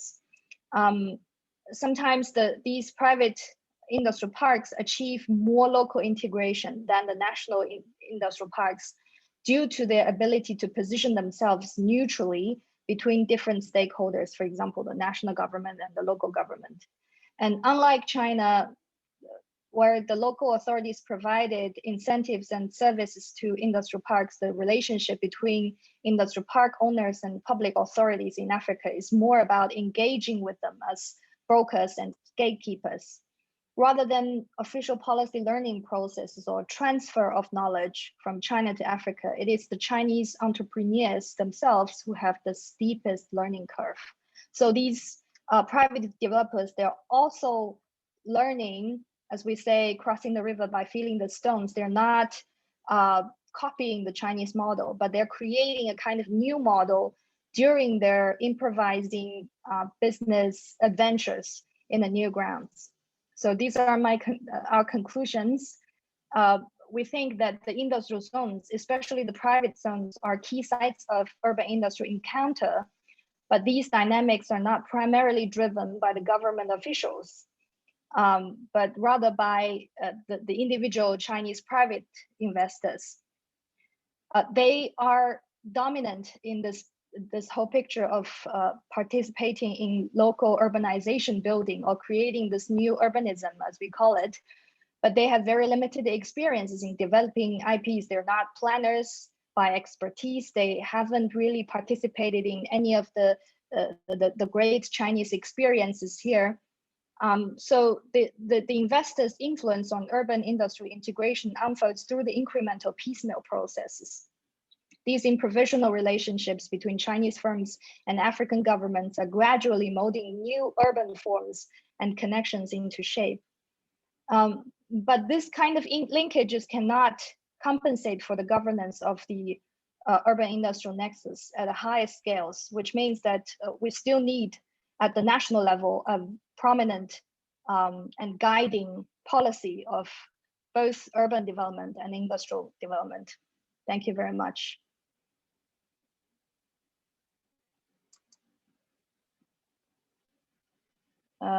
Sorry, I'm a little over time. So let's have the second presentation by Zhao Shenbo.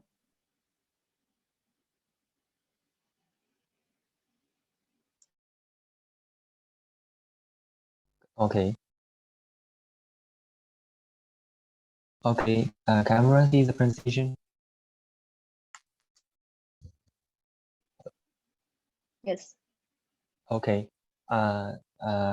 Many thanks for Dr. Huang's coordination in this panel, and I feel my great honor to speak here again.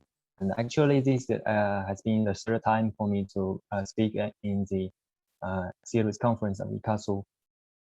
And my topic is research on the development and the planning of industrial parks in Kenya. Actually, this research is also part of the research program hosted by Professor Wang in Southeast University. And as I have never been to Kenya before, so this can just be said it is a superficial research based on some document and policy analysis. The research includes three parts. First is the current status of development and planning of industrial parks in Kenya.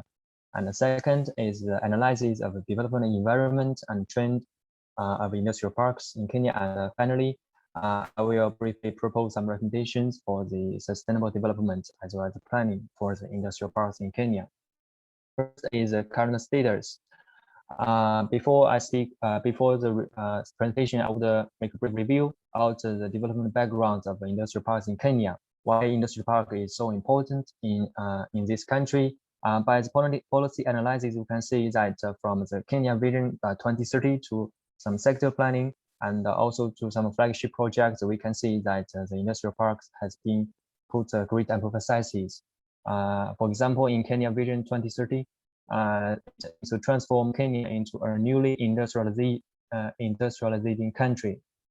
So this must be supported by types of industrial park, and also in the national industrialization policy, it says that will transform Kenya into a global competitive regional industrial hub. So only if the industrial park get well developed, so it will achieve these development goals. And also in the flagship projects that we can see, the Kenya government have made some planning for some typical cases. And in the Kenya Vision 2030, it has also clarified some core industries in Kenya. One of the 6 industry is manufacturing. And let's turn to the contribution of Kenya industries to the country's GDP. We can see that the manufacturing shared a very small share in the whole GDP, and also the growth of manufacturing in the different sector is relatively low. So actually, we can see that the development of industrial park actually is not so ideal as the planned. Besides, there are some good reasons to develop an industrial park. The first is that it can provide a production factor for industrialization, and the provision of well-planned industrial land is essential to the industrialization and increasing investment in Kenya. And others, for example, it will help form the industrial clusters by some typical industrial park. The enterprise will gather together and they have cooperate in the industrial chain and maybe share the market, so industrial clusters form.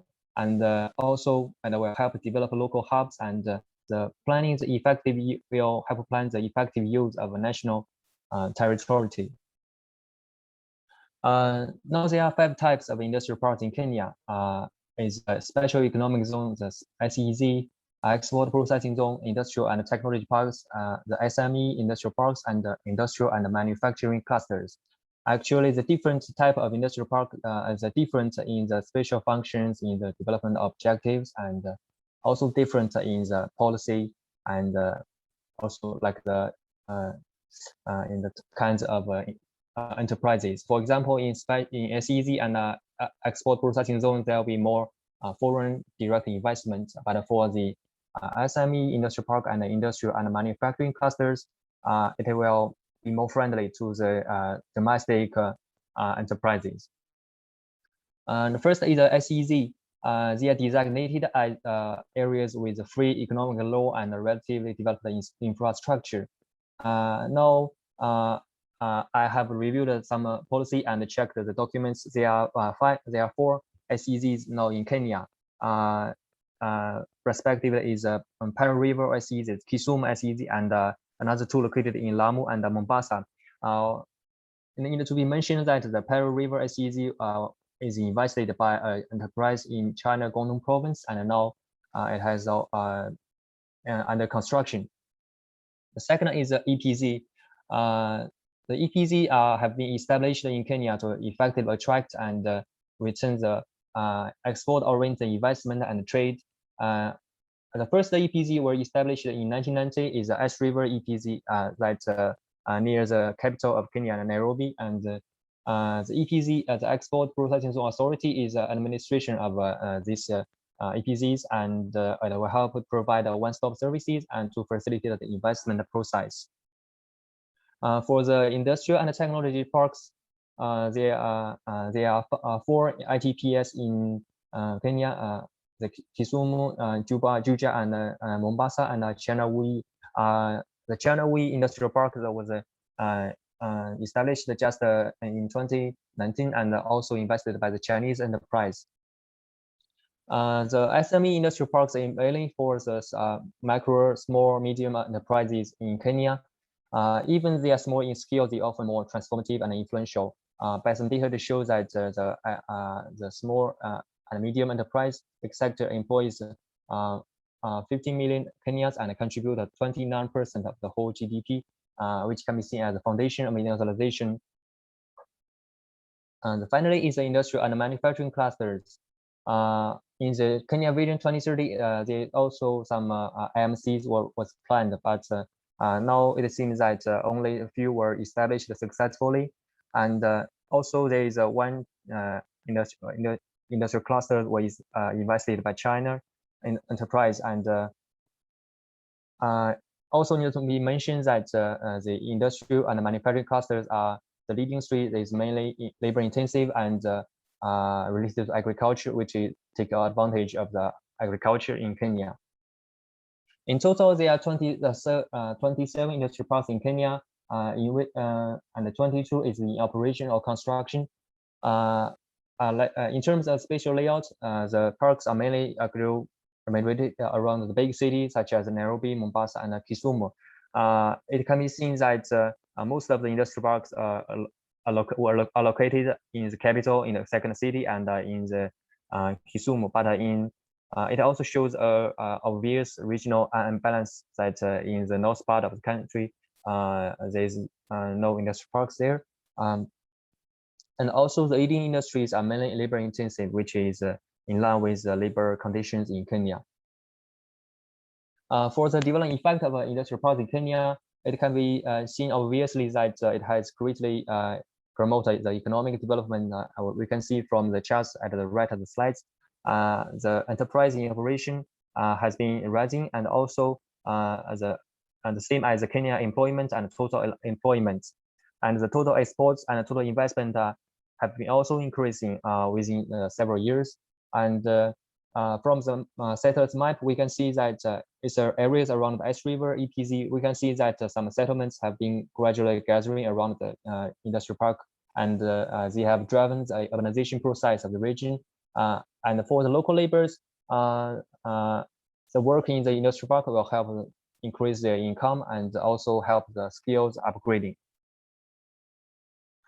In terms of the planning for industrial parks in Kenya, I summarized it as a national level and a local level. In the national level, for example, is the Kenya Vision 2030 and the third medium-term plan, which is similar as China's 5-year plan, and also the sector plan for the manufacturing.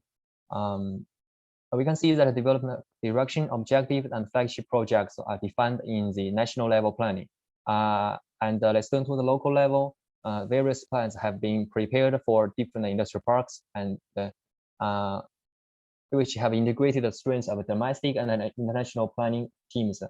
For example, the Mombasa ICCC in Donggukondo, the master plan was prepared by JECA in Japan, and for the Ash River Industrial Park, it was also prepared by enterprise in South Korea. But for the implementation, actually the development lags behind the planning, and the implementation of the project has encountered various priority obstacles. For example, it is very difficult to get land from the local communities, and also the government faced some financial problems. Next, I will make a brief analysis about the development environments and make a prospect of the trend of the industrial parks in Kenya. I use a SWOT analyzing method, strengths, weakness, opportunity, and threats. For the strengths, the first is that the geographical location of Central and cultural in the East Africa. And also there are many international organizations, headquarters, and branches in Nairobi. So this is make the city more attractive and international. And the Kenya, the economic development basis are relatively good in East Africa, even in the whole Africa. And also the stable environment, the relatively perfect investment regulation system are the strengths of for Kenya. As for the weaknesses is, for example, the poor infrastructure and public service facilities, and the industries now is more import dependent, and relatively lacking supporting industries, and the labor cost in Kenya is relatively higher than other countries in Africa. For example, the monthly salary of Kenya's labor is nearly $2,000 US, but it is much cheaper in neighbor countries like in Ethiopia. And also, Kenya also have some opportunity as well as a threat. Opportunity is that from the national level, the policy support has been gradually increased, and the establishment of African continent free trade area will provide more opportunity for Kenya. And also the China-Kenya cooperation will provide more opportunity.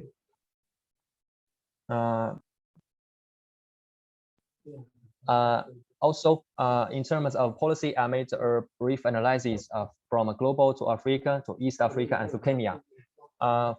First is the global level. When we see the Sustainable Development Goals of United Nations, we can see that the goals 8 and goal 9 all focused on the industrialization and the economic development. Also, the Belt and Road Initiative, which was proposed by China, also provides a very huge market and great opportunity for Kenya.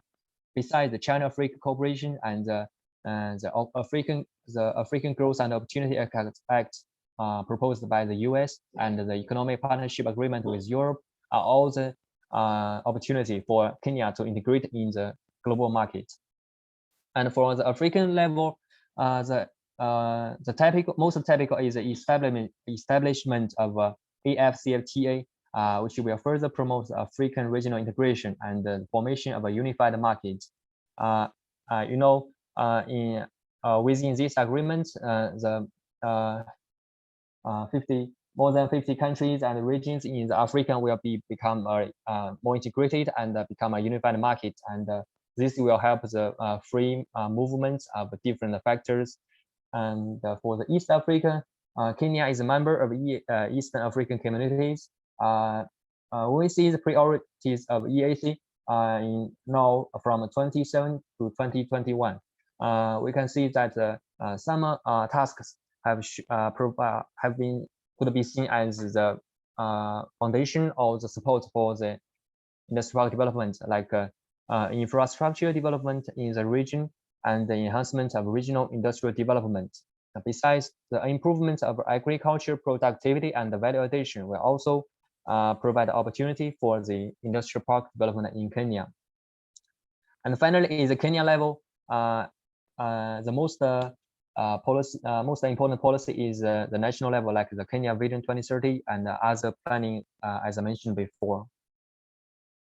Okay, based on the development current status and the development environment analysis, I would make a brief prospect for the development trend of industrial parks in Kenya facing the future. The first is that the types and the number of parks are gradually increasing.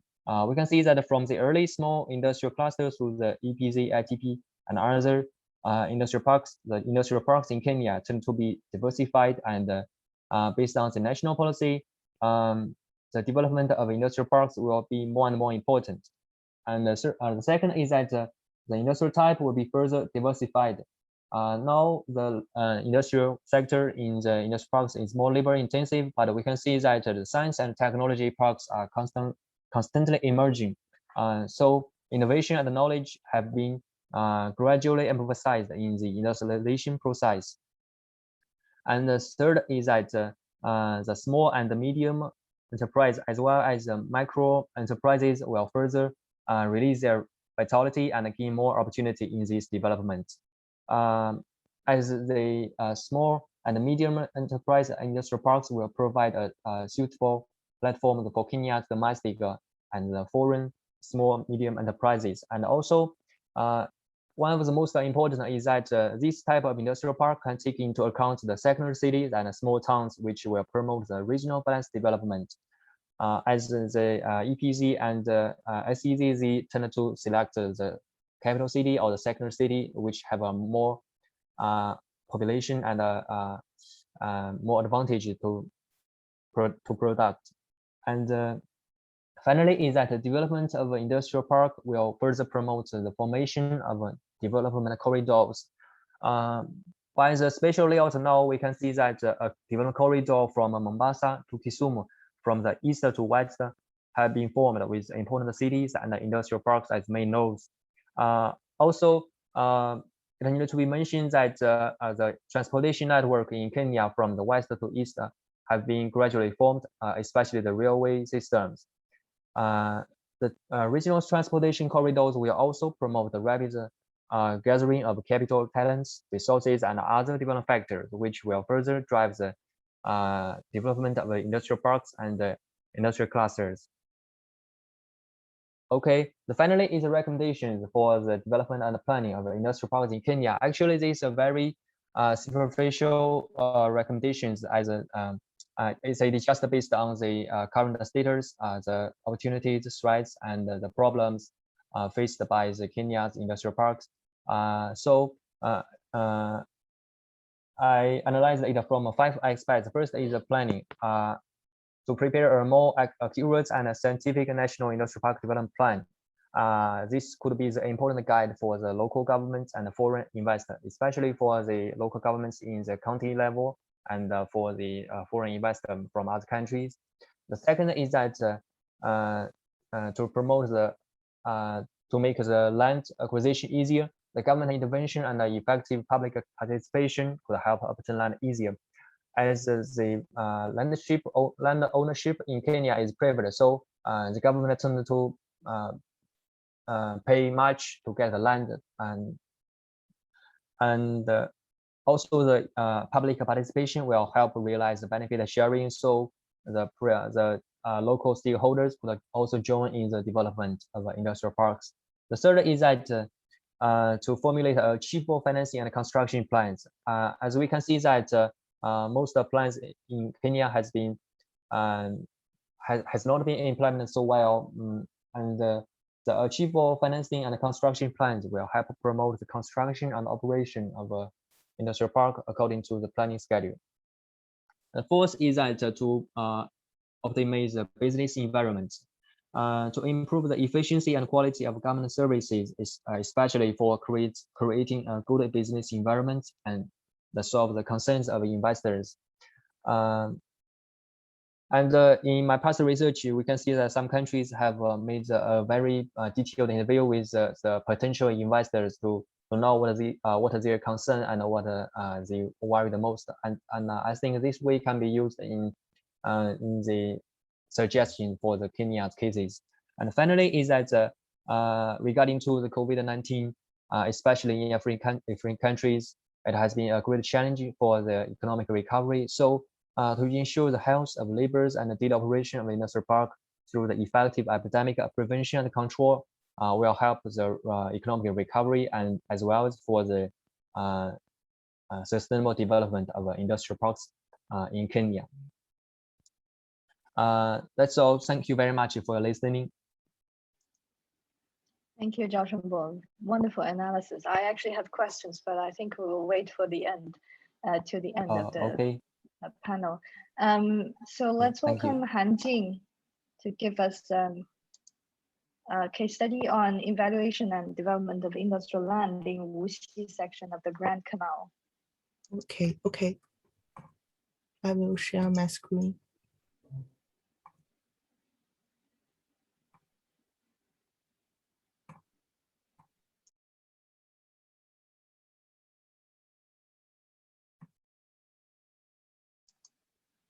Can you see my screen? Yes. Okay. Hello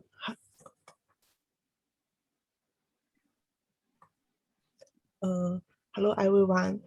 The research. I'm Han Jing from Southeast University. The research topic reported to you is study on the evaluation and development of industrial land in Wuxi section of the Grand Canal. My report mainly includes the following 5 parts. First is background. In 2019, the Chinese government issued the planning outline for the protection, inheritance, and utilization of the Grand Canal Culture. And then in 2021, the interim measures for land space control in the core monitoring area of the Jiangsu section of the Grand Canal was issued. The control measures specify that the 2,000 meter range on both sides of the main river of Jiangsu section of the Grand Canal is the core monitoring area, and the 1,000 meter range on both sides of the canal is ecological space. From the perspective of Wuxi city, Jiangsu has constructed the layouts of the belt and road intersection points of Suzhou, Wuxi, Changzhou, and Nantong. From the picture, we can see the GDP of Wuxi exceeded 1 trillion yuan in 2017. Per capita GDP surpassed Suzhou in 2018, becoming the first in Jiangsu province. The industry needs to move towards high quality development. As the present, the land construction along the Wuxi Canal has presented a saturated state, and it needs to be updated and optimized.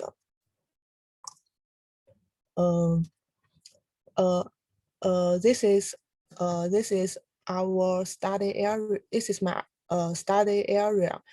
Mainly through the Huishan, Liangxi, and Xinwu sections of Wuxi. The core monitoring area includes the city center, key towns, and the important industrial area of the National High-Tech Development Zone of Wuxi. The second part is current situation research.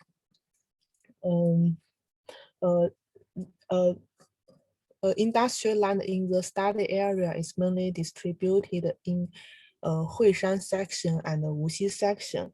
And in these two sections, including 6 types of industries that do not meet the control requirements, mainly petrochemical and metal smelting industries.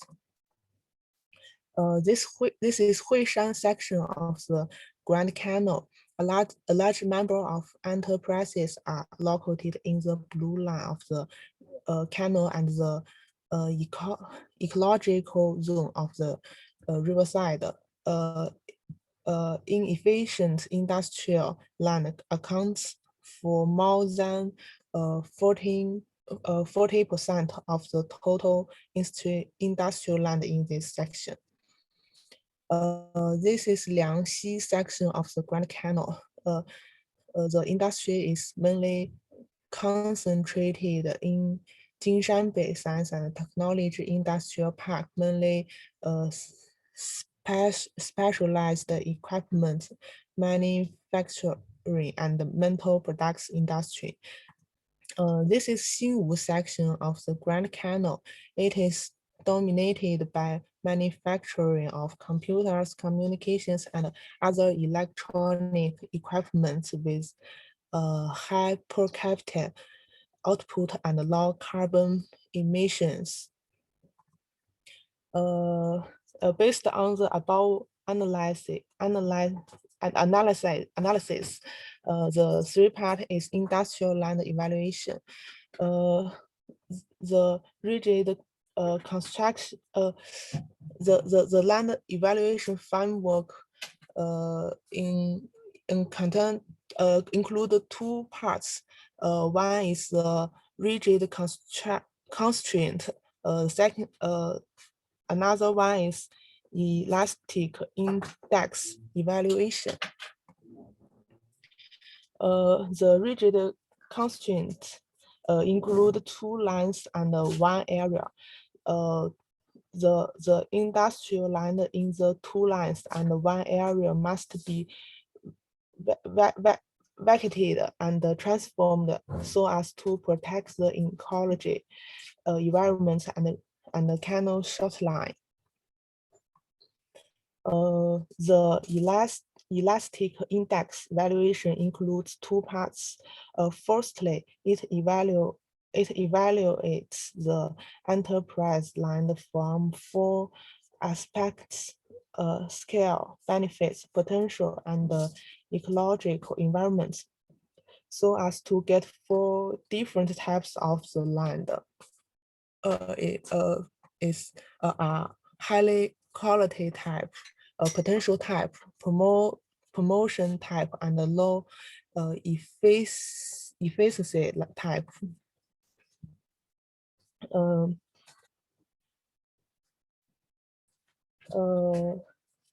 Secondly, we evaluated the spatial value of industrial land along the canal.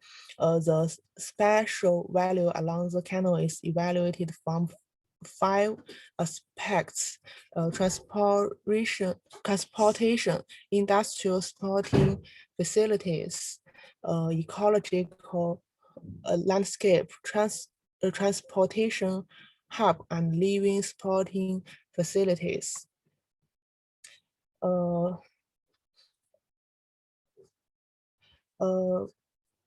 Based on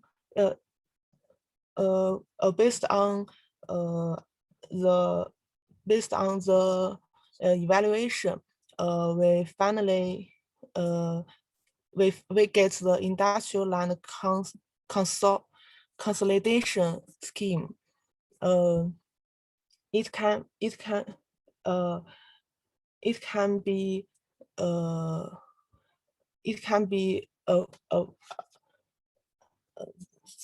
say that industrial land is finally divided into 3 types of regulation, namely environmental improvements, industry renewal, and industrial function upgrading.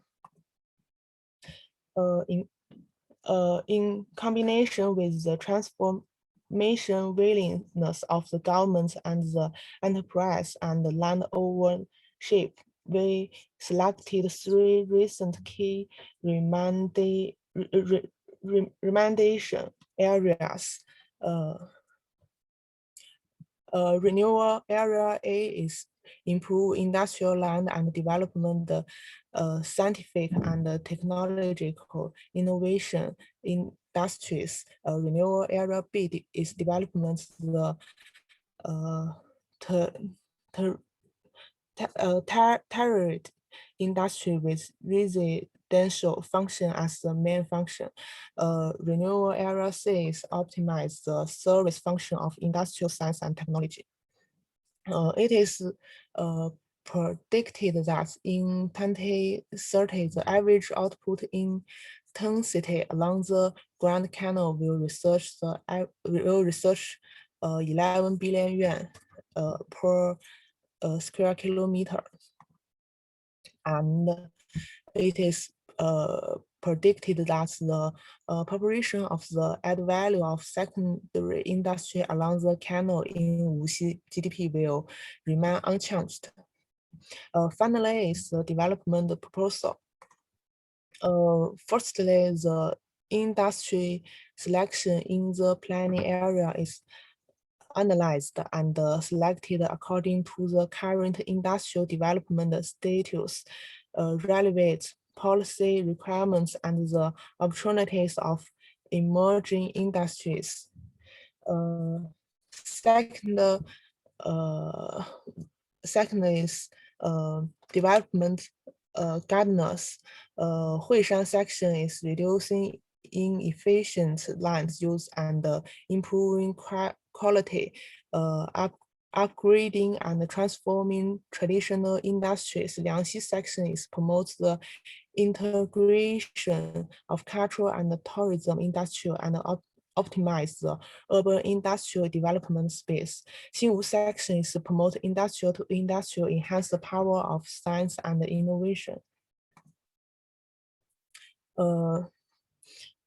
Based on the industrial objective and positioning, the special distribution of various types of industries is finally refined. This is my report. Thank you for listening. Thank you very much, Han Jing. A very clear, very thorough analysis. So we have finished our 3 presentations on time, and now we're open for questions. I actually have 1 question for Zhao Shenbo. Actually 2. I would have prepared questions for Han Jing, but because I'm not quite familiar with this field, so probably I'll come up with a comment also. The question for Zhao Shenbo, I'm wondering if it's okay to switch to 中文。我接下来的问题我用中文问呢，因为我感觉这个跟我们的中文的语境比较相关一点。If there's a problem with the Chinese, please just raise your hand or comment in the chat box. 一个问题是，就是我刚刚也私底下问你的参考资料主要是哪一些？我想大致了解一下，就是你的这些数据和这个是怎么来的，因为它也是关系到你的那个分析的这个结构是不是完整。然后第二个问题呢是你提到你中间我一直在等你什么时候会提到那个铁路，然后后面在最后一部分的时候你终于提到了，但是你的提到的非常的短。但是我的理解呢，就是在这个发展中国家的发展路径里面，这个基础设施和工业园，它是两个都是非常重要的。尤其你看在 Vision 2030里面，他们实际上最大的两个项目都是基础设施，都是 corridor 的项目，一个就是他们叫 Northern Corridor， 实际上就是我们讲的某内铁路和它周边的这个交通走廊。第二个就是 Lapset， 就是它北面的一条从拉木海边一直到苏丹的这个交通走廊。你在你的 PPT 里面，我忘记掉具体的那个你是怎么写的，但是你提到说铁路会带来 concentration of capital， 是不是？你是这么说的吗？赵胜波。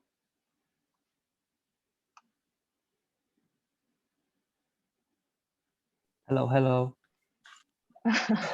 我还以为你掉线了。Sorry, I was 对，你是提到 occupied. 是就是你提到说这个铁路是在会带来 concentration of capital。这句话写的比较的就是 general， 你能不能解释一下？就是我刚刚提的第一个问题，你的参考资料，然后第二个问题就是这个基础设施它和你讲的这些 SEZ 它们之间的这个关系，然后它到底是怎么能够带来 concentration of capital， 或者是 flow of capital？ 好吧，我先提这两个问题，谢谢。好的。那我就用中文回答了。关于第一个就是因为我这个研究是偏一个基础资料的搜集和回顾的，包括从这个园区的这种现状和各种信息，园区相关规划，还有相关政策的研究，其实主要是基于肯尼亚在肯尼亚各部门网站和一些资料出版的一些研究报告规划，以及一些国际机构，比如说 JICA 和韩国的一些机构，他们对于肯尼亚的园区有的是做过肯尼亚这种国家工业发展计划，比如韩国是做了肯尼亚的工业发展规划，那么日本是编过肯尼亚这个园区发展规划，所以说这些资料都提供了一些比较好的参考，然后再根据这些资料去追本溯源，确定究竟有哪些园区是具体已经建成的。那么对于空间的研究，那么主要是参考了谷歌地图等等卫星影像来研究这种包括空间演变呀，和这个区域关系的变化等等。那么第二个对于这种以铁路为代表的基础设施推动的这种区域廊道的发展和带动的这种包括人力资源、产业还有资金等等这种要素的流动，其实这个说法确实是比较就是比较笼统的，因为黄老师之前在我们这边分享过，就是要想富先修路这种逻辑里面，在非洲它是否成立的问题。那么其实这个就是目前来说，对于肯尼亚这个比如说以蒙内铁路和从内罗毕到西部边境这个另外一个城市这种铁路的修建，其实都是中国修建的，但是它的对于区域发展的带动效应是否有国内这么显著，其实还是有待商榷的因为可以说，因为一方面是因为这个土地制度的不同，因为中国它会推动沿线这种围绕战场的 TOD 开发来带动土地增值，但是肯尼亚这边因为它的土地是私有制的，那么这个本来修建铁路其实它就需要来征地拆迁，已经付出比较大的前期成本，那么后续那么这种沿线周边土地的开发，其实政府是没有太大的力量干预的，所以它对于这种资金啊，对于这种土地开发，其实带动效果没有像中国这么明显。但是因为我也关注过这些项目的规划，其实规划之初，包括政府对这种规划的对于这种项目的一个期盼，都是它能够带动这种区域的整合和要素的流动，能够带动这种工业化。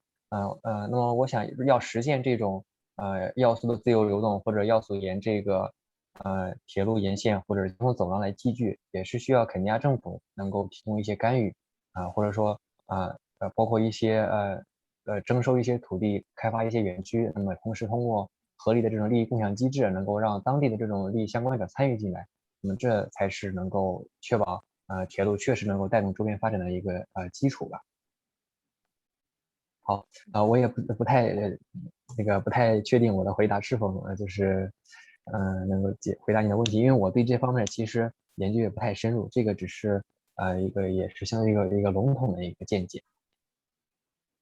挺好的。谢谢谢。那个我其实也想说，就是也许在你的这个研究里面，可能可以在这个方面，就是不一定是要对这个交通走廊本身去做很深的研究，但是就是在你除了分析这个工业园之外，因为你前面有很多就是空间的分析嘛，你也提到了它的聚集性，就是你有一张地图显示说这些工业园是在这里。然后北面是没有的，它造成这种聚集，它的归根结底的原因是它这个国家本身的发展还有人口的聚集就是在这一带，就是原先的铁路留下的这种经济的分布的现状。那么它跟我们现在的这个铁路新修了之后，它会加剧这种聚集，这是你提到的。但是这种聚集和你讲的concentration of capital 可能它不完全是一回事情。但是我觉得就是在交通走廊和工业园，它这两个机制之间是怎么发生关系的？这个关系本身是值得讨论的，而且会对你的研究会造成影响的，因为它会对整个国家的工业的制度，还有工业的，你包括你讲的 GDP 啊、人口的发展，它都会造成影响，就不是仅是铁路是铁路，工业园是工业园。就是他们彼此分开的这样的一种关系，就可能它之间是有一种互动的关系的。就像我分析的那个埃塞的案例，它的铁路和它周边的这个工业园之间也是有比较大的联系的，只是说现在这种联系还没有以一个很正向的，或者是以推动 GDP 的方式显示出来，但是它本身是存在某种内在的关联的。这个是我觉得我想强调的。好，这个是谢谢。但是我觉得这个问题跟刚才韩静的这个 presentation 其实也是很好的，我觉得我们也都可以学到很多策略性的方法，因为它也是一个案例分析嘛。但是我是提不出很具体的问题，但是我想说的就是很明显可以感觉到，就是我们在研究非洲的案例和我们讲的这个所谓的中国经验和中国的研究之间一个很大的不同，就是像韩静的这个研究，我认为他把这个策略还有对现状的分析，以及我们采取什么样的一种规划的或者是设计的手段，甚至包括操作性的手段，都可以讲得非常的清楚。而这些清楚实际上是建立在我们城市的内部运营机制上面的。比如说你韩静刚刚提到三个 section， 然后这个是 renewal area A， 然后这个是 renewal area B， 然后还有一个 C。那我看到呢，它是属于同一个河道的不同，但它其实是分属于不同的，应该是区，对吧？就是区政府下的那个区域。假如说这样的一个河道的项目，我们把它搬到另一个国家，比如说非洲某一个国家的话呢，它这个你提出这样的策略很显然是对的，但是呢，这个它就很难去以这样的一个方式去实施。为什么呢？因为他们的这个规划还有管制的体制跟我们是非常不一样的，有可能这个区政府和那个区政府之间并不是像说我们在市政府这一级做一个规划 ，OK， 我作为指导下面1个月或者是1年的指导工作，我可以落实到各级政府的往下去落实这件事情的，而是在非洲的体制下面，你提出来这么一个策略，它的这区政府跟区政府之间它是没有一个协调机制的，它不是全都直接听命于市政府。当然，它区政府这个东西也不一定存在，他们的这个政治和管制体系相对复杂一点。这也是可能为什么我们觉得我们在讲蒙内铁路的时候，我们认为这是他们国家政府做了这样的一个东西，但它并不是通过像我们一样做一个2030的规划，然后我就一步一步把它运营下去了。这个铁路到了某一个市的时候，它可能会受到来自市政府的反对。因为它的市政府和它的国家政府不属于同一个阵营，这样的情况是非常的常见的。所以我觉得，就是我可能在韩静的这样的案例分析是非常好的，但是我觉得可能如果我作为一个别的，就是可能从别的文化环境或者从别的学习的环境，如果来看这样的一个研究的话，我会非常的好奇。这样的一个策略，它的背后的推动机制或者是落实的机制是什么样的？那个东西可能对于别的国家或者是别的语境下的人，他会觉得更有用。就是你除了告诉我 ，OK， 一个具体的问题1+1=2是怎么解之后，你还要告诉我到底是什么样的人在解这个问题。就是这个什么样的人在解这个问题这件事情，可能是对于别的国家的这个比较会觉得更有意思的，而且可能它也不是像我们想象的这么直白的，就是说市政府说一句话，然后明年这个事情这么实施了，而是在实施的过程当中，可能还会碰到这样那样的问题，然后再来去有一个新的机制去解决这样的问题。所以这个是我觉得韩静的这个，我会更有兴趣再往下听的话，我会想听到这样的问题。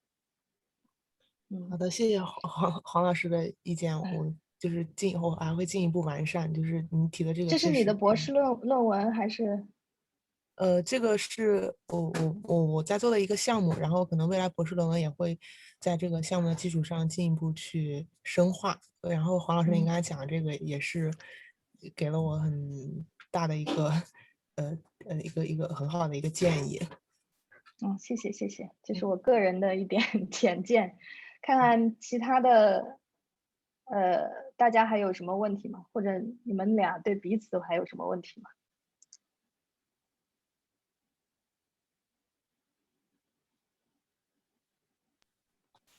谢谢黄老师刚才的这个回答和点评。其实我觉得你说的特别有道理，就是这种国外的这种发展现象，虽然说跟国内也有，但是其实确实不能拿国内的这种发展思路，或者说我们这种直觉去去拿同样一种视角去看。那么其实它这种制度环境，包括土地制度这种发展理念和管理体系这方面的差异，那么这都是它包括这个发展模式、发展效率，还有这种包括这种发展中的这种利益机制都是和国内是不一样的。那么包括这种后续在推动研究这个基础设施与园区的互动，还有这个包括铁路沿线的这种土地开发、城市发展等等，其实都可以就是更以一种地方化的视角来研究。那么当然这个也需要就是后续通过包括与地方这种相关人员的访谈啊、实地调研等等来解决。那么因为前期的研究也确实缺少一些深入的系统调研，所以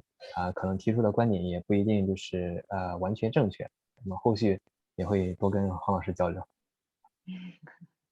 没有，我只是觉得就是因为其实我提这个问题也是因为我自己在研究的过程当中会碰到这样的问题，就是我们中国的语境，你看我们今天本来挺好的一个 panel， 有一个ICCCASU的同学，他我不知道这是个同学还是老师，他讲一个本地的案例，他的视角会是完全一个 local 的，然后我们的视角呢大多数还是从中国的这个经验或者我们自己的这一套话语体系，尤其是经典的这个城市规划的手法和手段去看待这件事情。那当然这个是无可厚非的，因为我们都是基于我们自己的经验，而且城市规划的这个行业本身是一个实用型的行业，我们本来就是为这个一个具体的对象，如果不是投资者的话，就是政府去提供服务的，说白了就是他不可能是做一个面面俱到，或者是很全面，能够非常智慧的去解决所有的问题的。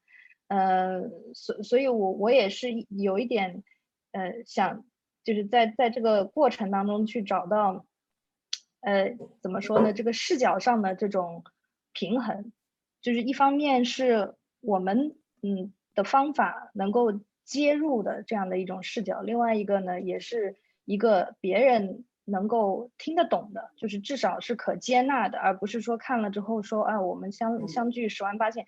就是我前面讲到的这个埃塞的这个迪尔达瓦的这个案例，我觉得是非常的典型。当时对我他的那句话对我冲击也很大的，因为我们中国几乎是最好的一群规划师到那个那个地方去实地考察了几个，可能是前后2次，有好几个月吧，然后做了一本非常好的规划文本，那个规划文本的质量非常高，我自己看过那个文本。但是就是这样一个好的文本被放在他们的办公室里面那么多年了，也没有人拿出来看过，就是是吹牛说这是中国规划师给我们做的这个文本。然后我就问他为什么他觉得没有用，不是站在一个说我们要去投资要去开发对你进行开发的这样的一个，而是觉得我们这个是基于我们很长的这个经验。基于我们这么长时间的知识生产所得出来的一个知识成果，为什么这个东西到了你这儿，你会觉得它的价值就没有那么高了呢？那么他告诉我的答案就是说，首先，我看到这个数字，他觉得无法理解，就是我们的预计是迪尔达瓦给他建立工业园的话，10年之内他的这个人口会翻。是我忘了具体的数字，但是大概比如说我们中国的规划师认为他的10年之内这个人口会翻到3倍以上，甚至是5倍以上，但是他那个本地的规划师就认为这是不可能发生的事情，他觉得这个怎么可能在这么短的时间之内这个人口可以成倍的增长，他觉得无法理解这件事情。然后还有一些他觉得这个文本没有考虑进去的地方呢，是在于他这个迪尔达瓦这个城市，它是一个相当于是一个就是独立于其他的省的这么一个独立市，但是它在民族上呢又跟周边的几个州是有矛盾的。然后的它的这个大的规划呢，它划出了它市域的范围，所以他们认为这个规划图纸在政治上是不可行的，就如果放出去的话是会引起别的市区的人的反对的。所以他认为这个文本脱离了他们认为的实际，但是实际上像这样的问题其实都是可以通过一个机制去进行调整的。我认为我们在这个文本里面传达了很有用的经验，但是因为他们的就是在沟通上的一些狭隘的不周到，可能就造成这么好的一个有价值的文本被放弃了，是一件很可惜的事情。所以我觉得我们以后也是希望能够多通过这样的会议制造这样的机会，让这个多方面的可以互相沟通起来。这是我作为主持人的一点特权，可以多说一点。看大家还有什么其他的问题吗？如果没有的话，我们现在其实也超时了15分钟。如果大家没有什么问题的话，我们今天的这个第2个 panel 就到这儿，然后我们可以让下一个 panel 可以早一点开始。好吧，那谢谢大家。谢谢黄老师。谢谢，拜拜。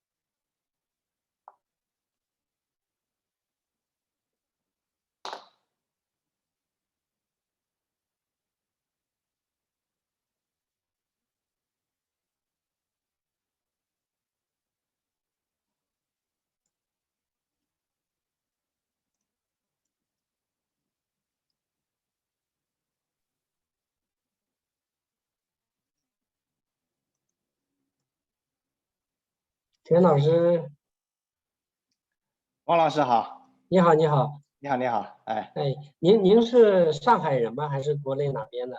杭州的。杭州的哦，啊长三角。你我不知道我是们以前见过吗？东南大学，你是东南大学吧？对对对对。以前可能见过，可能在哪个会上见过。我反正15年参加过曹老师的这个会。那次我没去。还没去，然后喀麦隆那一次，喀麦隆没去，非洲没去，成都的呢也没去。成都你肯定没去，因为就是没有。他这个会我是第一次参加。对。渥太华大学我去过2次。但是估计我是15年，接着16年又去了1次。你是联系谁呢？地理系。15年就参加曹老师的会议，16年是我其实是去女皇大学的，女皇大学金斯顿那个，然后也到这个渥太华去，到蒙特利尔也去了1次，就把加拿大几个名校都去游了一下。麦吉尔大学，多伦多也去了一下。多大也去了，对，几个大学都去看了看。辛苦钱老师了，以后回国有机会欢迎到我们学校来交流。好，你是规划系建筑系啊？规划是建筑学院的规划系。建筑学院。那个我有一次开会碰到，熊国平是你们这里的是的。这是我们同事。对，我在韩国开会，还碰到过他。对。您的本专业是什么专业？我是城市规划。也规划，那我们同行的。他这个session是不是有一个technical support？我想有，是那个谁，陈宇鹏。这上面有吗？有的是 technical support 联席主持人。对，陈宇鹏。陈宇鹏是应该是沃大的留学生。没看到。他在，他肯定能听见我们的对话，他静音了。就这个标这个 tech support 的这个。这个。对，这个。我跟他私信一下。那我就不打扰了，我反正也一直在线，就辛苦钱老师。好，谢谢王老师支持啊。好的，不客气。等一下，我们等这个 presentation 放完之后，我们要邀请你点评一下。那算了，不用。那个钱老师您直接给我们总结了算了。这个环节对，因为时间也估计也就待会儿就比较晚了。差不多了曹老师说还有一个线上环节呢。对，就各个 section 结束以后，他还有。我们这个是1个小时吧，11点到12点，我看。对，那我们应该不会拖延，因为我们只有3个嘛，那不会拖延，应该不会拖延。因为录好的话，它是不会超过12分钟的，所以不可能它拖延。好像我看最后一个是。但是我原来没算好时间，我们当时是给大家说不超过20分钟，是吗？所以有的会长一点，对。你们我自己那个录了大概15分钟。我大概我10多分钟，我这个自己我也录好了，因为我怕有技术问题，到时候。对，这样时间好控制。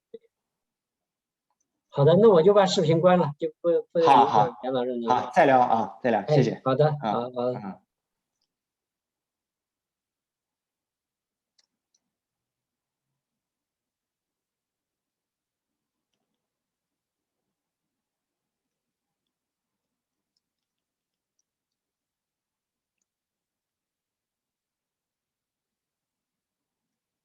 我问，喂，钱老师。你好。钱老师，您是要放视频吗？是我这边放。好，我那个名字显示是 technical support， 是你在说话是吧？不是，我是陈潇，就是第3个发言的这边。对，好像我看那个 program 上面写的是前面2个 presentation 是 pre-recorded。是录好的录播。是的，但是的。是你的话，你是第3个人是？对。那你应该是 in person 是吧？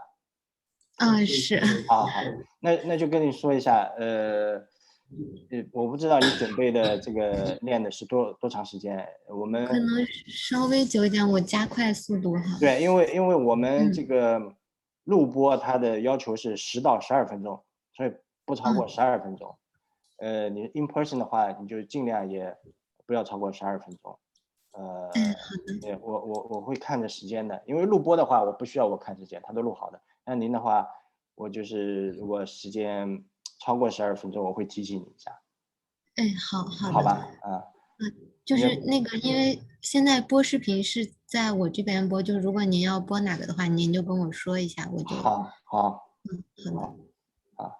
我们到时候还有6、7分钟吧，到时候准时开始。好的。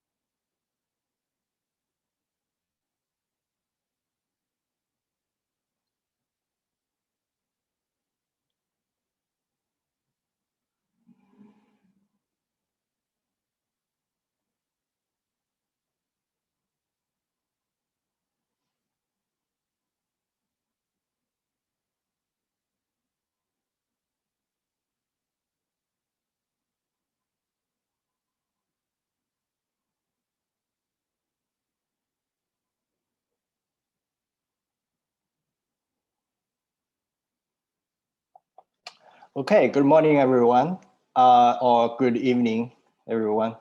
Depends on where you are. I'm the session chair. My name is Qian Zhu, associate professor at School of Planning, University of Waterloo in Canada. I welcome you to the session called China and Africa Industrial Park Development and Experience. We have 3 papers, and 2 of them are pre-recorded, and the 3rd paper will be presented in person. Okay. So I think the arrangement is that we will have all 3 presentations finished before we give everyone the opportunity to offer comments or suggestions or questions. So I suggest that you hold your questions and comments until the end of all presentations. Okay? And for each presentation, I think for pre-record presentations, we have 10 to 12 minutes for each presentation. And I also suggest that for the live presentation, please try to finish your presentation within about 12 minutes, and I will give you a reminder if your presentation goes beyond that time limitation. So overall, we will spend about 1 hour for this session. Okay? And without further ado, I would invite our technical support to play the first presentation, which is prepared by myself. And the name of the paper is Local Choices of Micro-Creative Enterprises in China, Evidence from 2 Creative Clusters in Shanghai. So may I have the technical support to start playing the presentation? Thank you.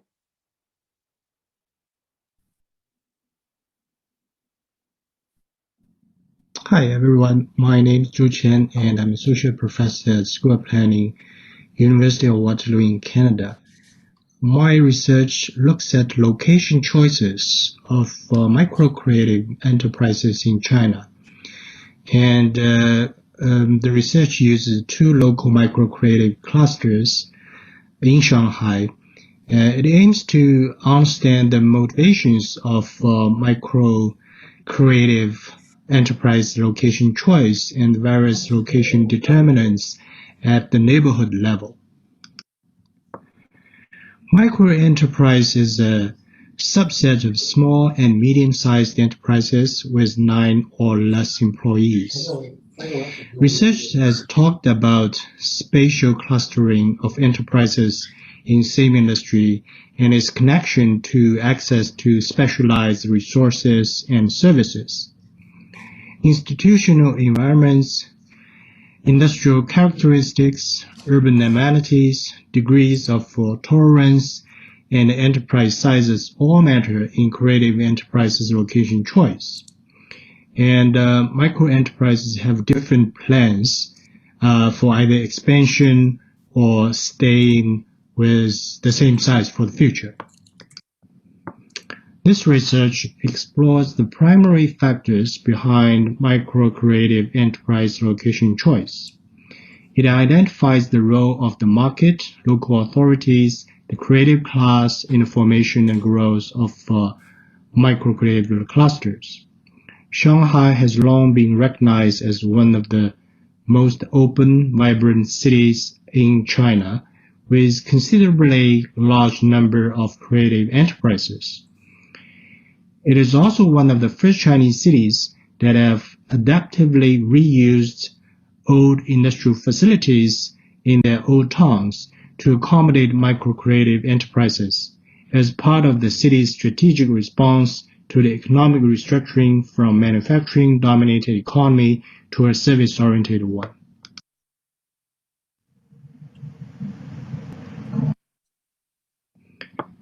Existing literature on spontaneous creative cluster and policy-led creative clusters have been well discussed. The research field consisted of field observation, interviews, and questionnaires, and it was carried out in 2019. In a total of 51 valid questionnaires responses in M51, one of the sites, and a total of 47 valid responses in the Bridge 8, the other sites, were recorded for the analysis.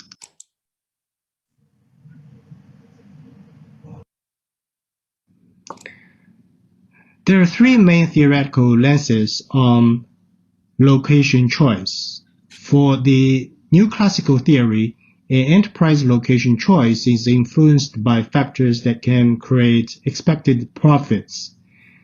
For the institutional theory, it focuses on the role of institutional instruments.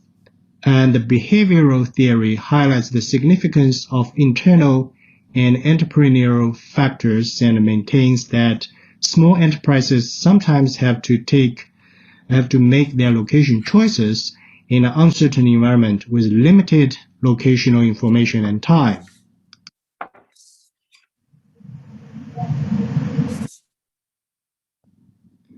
For the two creative industry clusters, M50 and the Bridge 8, the initial growth of M50 was unplanned and spontaneous. M50 has become a contemporary art community, accommodating over 130 domestic and overseas artists and creative enterprises in its 25 buildings constructed in a time span from the 1930s to 1990s. And the development of the Bridge 8 is a policy-led development. The map in the center shows the locations of M50, which is on the top, and Bridge 8, which is the bottom in the map. And I put some pictures on the top. You can see from different places of M50, and the bottom I show you the pictures that I took from Bridge 8.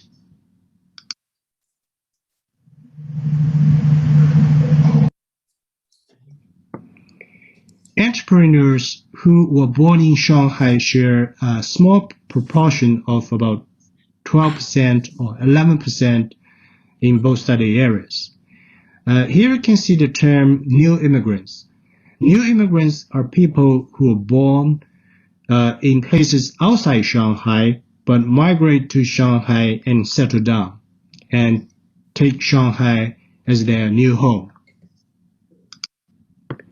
For M50, the top three main scores are for urban and architectural aesthetics, branding and place-based reputation, and agglomeration effects of industry. For Bridge 8, the main scores of the influential factors were relatively close to each other, ranging between 4.1 and 3.3. It suggests that the location choice behavior of most micro-creative enterprises in Bridge 8 was equally influenced by economic, institutional, and creative factors.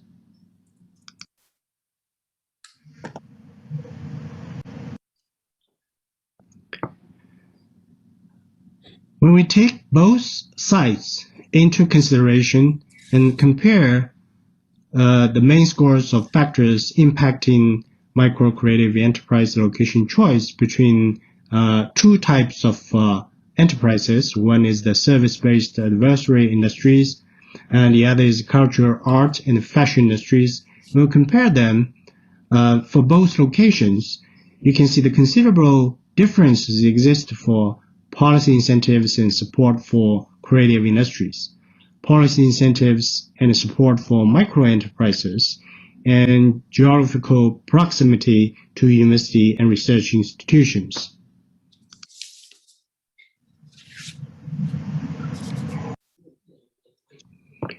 So here you can see the figure on the left side for M50. About 86 of the surveyed micro-creative enterprises in Bridge 8 highlighted that industrial agglomeration effect was one of their main location considerations. Up to 86% of the surveyed micro-creative enterprises in M50 took branding and place-specific reputation into consideration when they evaluated a potential location. In comparison, the share of the same consideration was smaller which is about 62% in Bridge 8.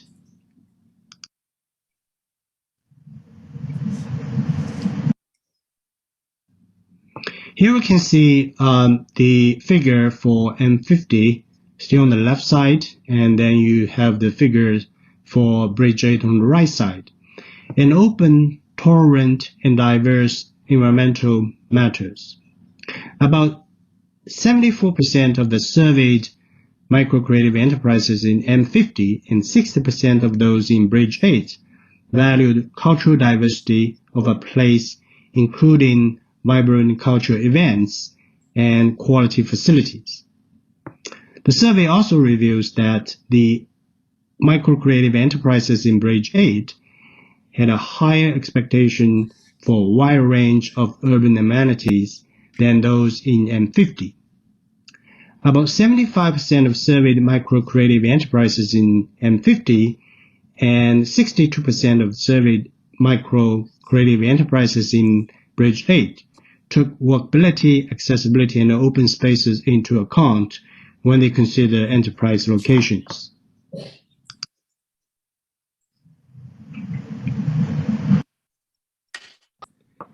In a spontaneous development pattern represented by M50, the creative class played a central role in the initial development stage. In the policy-led development pattern represented by Bridge 8, creative clusters had been well planned and designed before creative people move in. The creative class spontaneously renovate warehouse and factory facilities in M50. By contrast, buildings in Bridge 8 were redesigned by professionals commissioned by the local government. For micro-creative enterprises in M50, urban and architectural aesthetics were viewed as another significant influential factor. By contrast, micro-creative enterprises in Bridge 8 tend to choose their locations based on comprehensive consideration in economic, institutional, and creative aspects. Thank you very much for your attention, and I look forward to discussions. All right, so now we move on to the second presentation by Professor Zhao Hu from Shandong Jianzhou University in China. And the title of the paper is Research on the Planning Strategy of National High-Tech Zone Oriented by City Industrial Integration, case study of Zhaozhuang High-Tech Zone. I believe Zhaozhuang is a city in Shandong province in China. So let's start the pre-recorded presentation, please. Dear everyone, I'm happy to have the opportunity to make this presentation. The title of my presentation is Research on the Planning Strategy of National High-Tech Zone Oriented by City Industry Integration, a case study of Zhaozhuang High-Tech Zone. The paper is supported by National Natural Science Foundation of China General Program. This research is mainly done by Associate Professor Zhao Hu, student Shangming Yu, and me, as well as the contribution of other members of the studio. And I'm only presenting this research on behalf of all of you today. I know that time is short, so I intend to keep this brief. My presentation is divided into 4 parts. I want to begin with the concept and policy of the city-industry integration. Then I will move on to geographical location and economic conditions of the high-tech zone.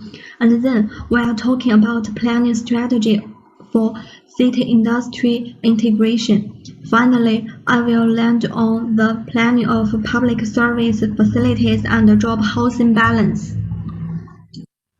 Okay, the first part is concept and policy. City-industry integration refers to the integrated development of industry and city, which takes people as the core and industry as the guarantee to promote the integration of work and life.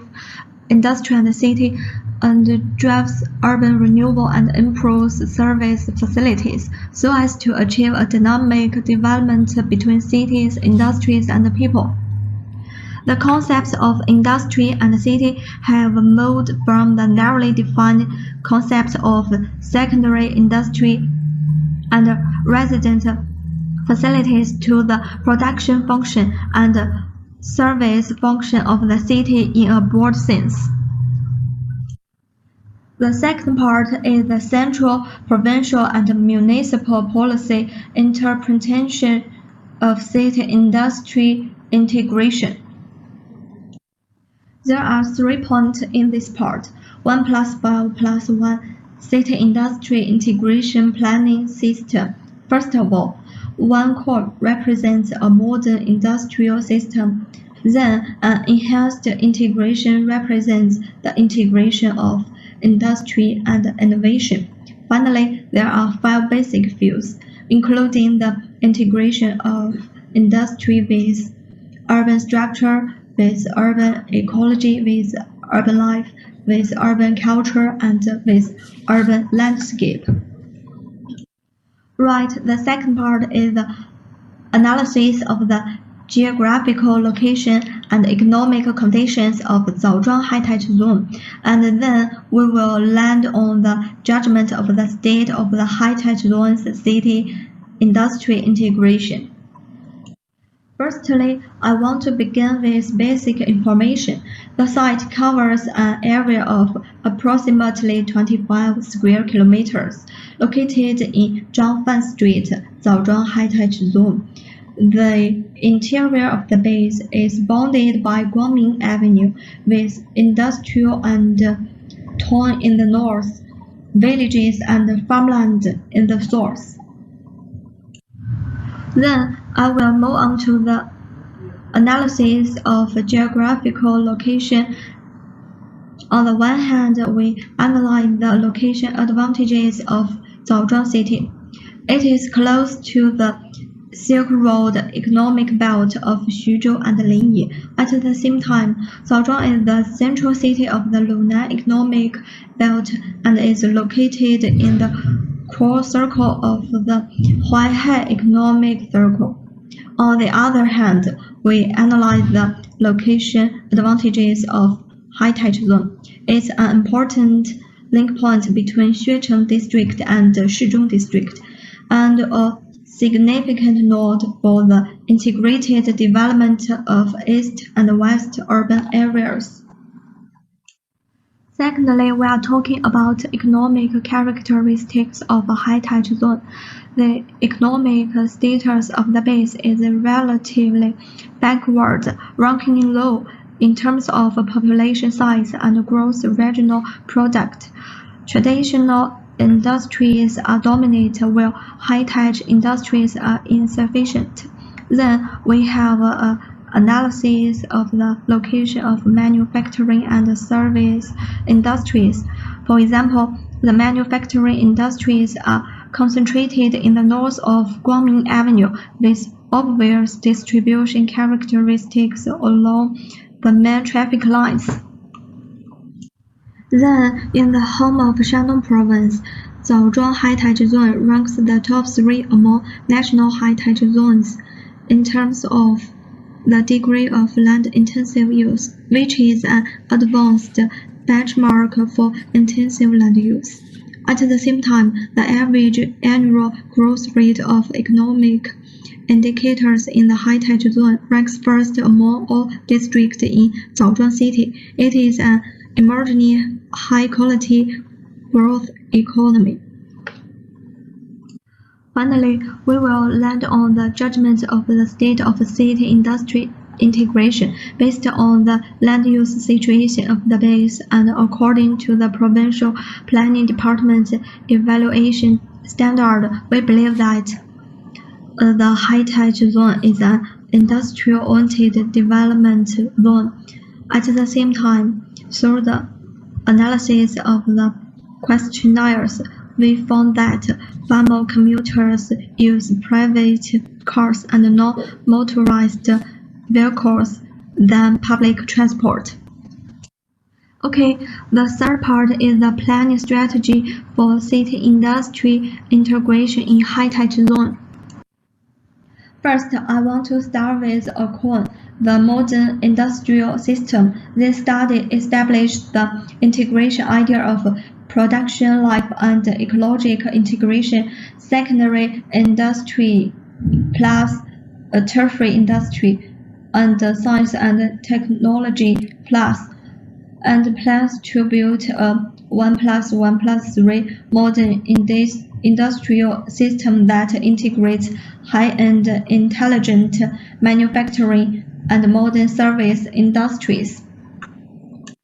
1+1+3 modern industrial system includes lithium battery industry cluster, big data extended application service, photoelectric industry cluster, medical and health industry cluster, ecologic and cultural industry cluster. Then I like to turn to 5 basic integration. Firstly, integration of industry and urban structure. We focus on space combination, transport links, and urban-rural composition to optimize the spatial pattern.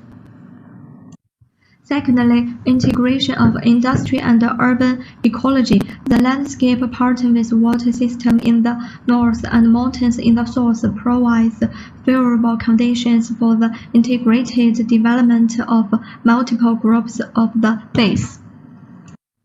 Thirdly, integration of industry and urban life. We should pay attention to the different life and employment needs of high-end talents and native residents, and actively introduce well-known education and medical service to attract high-level talents to live nearby, while strengthening vocational training for landlocked farmers to guide them to employment. Fourthly, integration of industry and urban culture. It is significant to attach importance to regional, historical, and cultural resources and education on the history of renovation. At the same time, the high-tech zone can rely on the e-commerce platform to explore the path of jump paper cart. Finally, integration of industry and urban landscape. There are 3 points in this part, including multi-element space form, various public space, and diversified green vegetation. I'd now like to move on to enhance the integration, industrial and urban innovation integration. The high-tech zone should introduce talents, build a big data platform, focus on innovation enterprise, and consolidate the construction of a smart new city. The last part is the planning of the public service facilities and job housing balance. First of all, the number of employment and residents in the high-tech zone is calculated by 2035. The employment population of the high-tech zone will be 90,000 to 110,000, and the residential population will be 110,000 to 150,000. Then the planning scheme is the mode of the single core and multi-group organization. Public service supporting facilities are divided into park level and group level, including comprehensive public service facilities and group level public service center. Finally, job housing balance planning. We have divided the commuting circle of 10 minutes, 20 minutes, and 30 minutes. And then this picture gives you analysis of job housing balance unit. combined with the characteristics of people in different functional units, different proportion of residents are configured to ensure a reasonable structure of job housing in the group. Well, that's about it for now. Thank you for listening.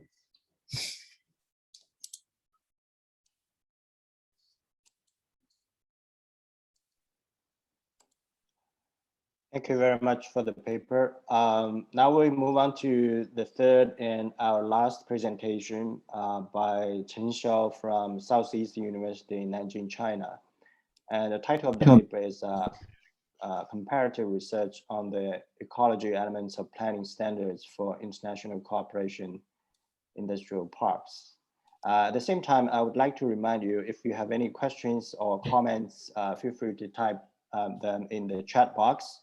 At the end of this presentation, I will also invite you, probably, if you prefer to ask questions in person through the screen and the audio, you will have the opportunity to do that after the completion of the last presentation. So, prepare some questions and comments while you listen to the third presentation. Thank you. Thank you, and hello everyone. My report is about the application of ecologic standards of China's overseas industrial parks. The ecologic environment has always been one of the most important issues in the development of industrial parks.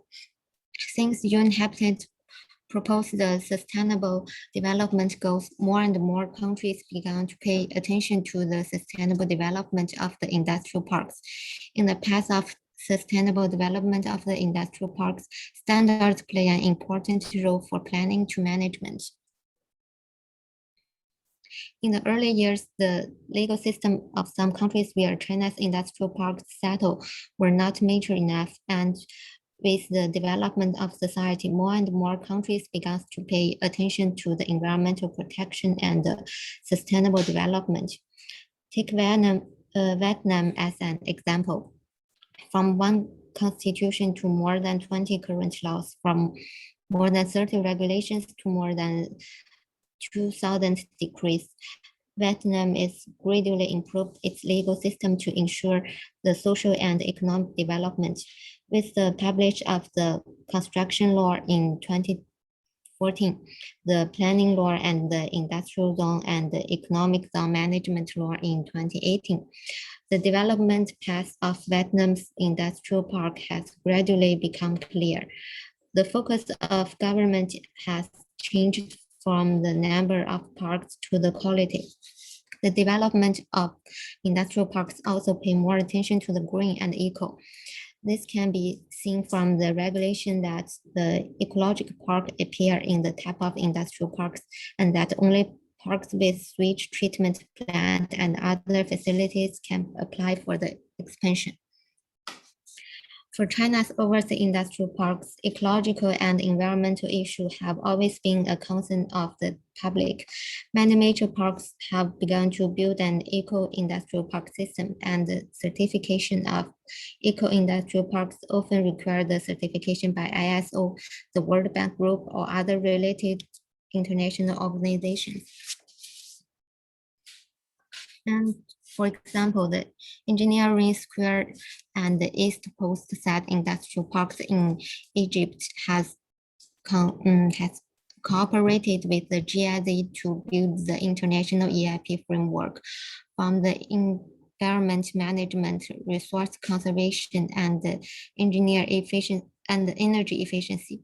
There are also some parks use the standard of ecological park from the beginning of planning. For example, Cambodia's Napan Spatial Economic Zone, which established an environment management system based on ISO 9001 and ISO 1401 during the planning and construction in 2006. So most of the host countries have their own environmental regulation, and there are more or less different requirements for the sustainable development of industrial parks. And some of them do not have the clear environmental indicators. We can see that when the host countries does not have the ecological standards, many parks still choose the ecological standards of other countries. Many countries do not trust China's environmental standards. So is there really a big difference between Chinese standards and international standards? We can discuss from the three aspects of standard system indicators and the overseas practices.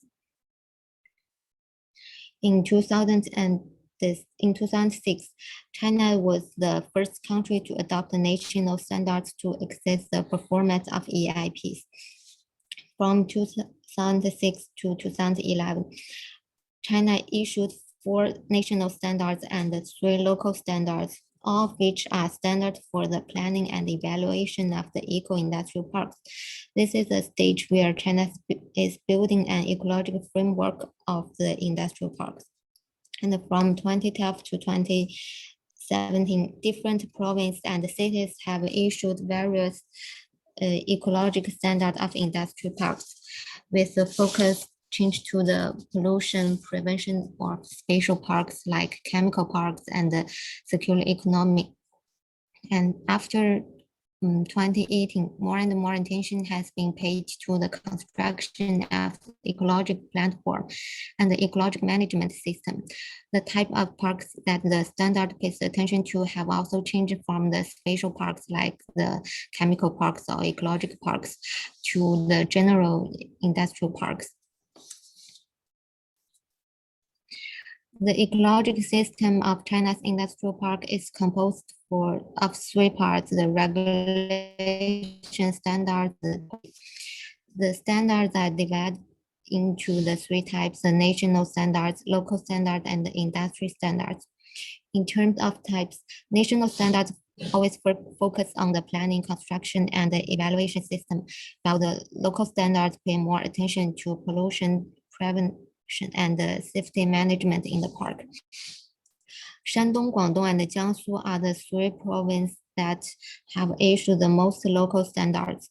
Different provinces have different priorities. Jiangsu province paid more attention to the response to safety risk and environmental emergencies. It has issued the 3 relevant standards, and the Shandong pays more attention on the environmental pollution. Guangdong has issued relevant standards for the recycling industry. An EIP framework of ISO focus on 4 key parts: the park management performance, environmental performance, social performance, and the eco performance. In contrast, the ecological standard system of Chinese park conform to this framework. And as a series of standards which compiled on the basis of ISO's ecological management system, the Global Eco-Industrial Park Standards, Guideline for Green Industrial Park, and Guideline for International Industrial Park are important reference for the evaluation of the international ecological parks. So I use the Guideline for Green Industrial Park published by UNIDO in 2019 and the China's National Eco-Industry Demonstration Park Standards published in 2015 as an example to compare their specific indicators.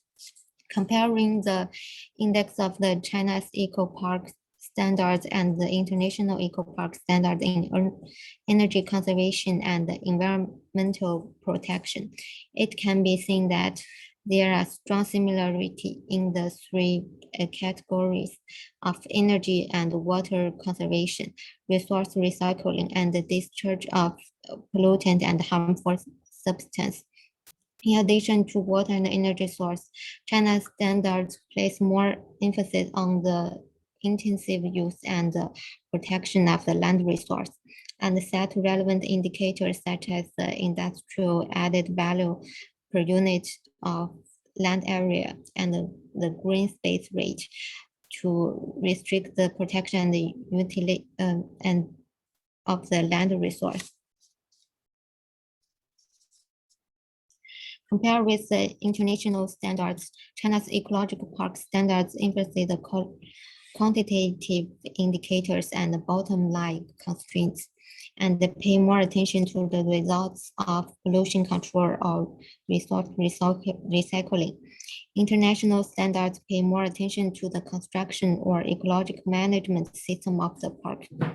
The international EIP standards indicators are mainly soft indicators for the park management, paying attention to the construction of ecological management system and the supervision of ecological behavior in the process of park operation, including the training, education on employee health and safety, life service, and establishment of environmental policy and regulation.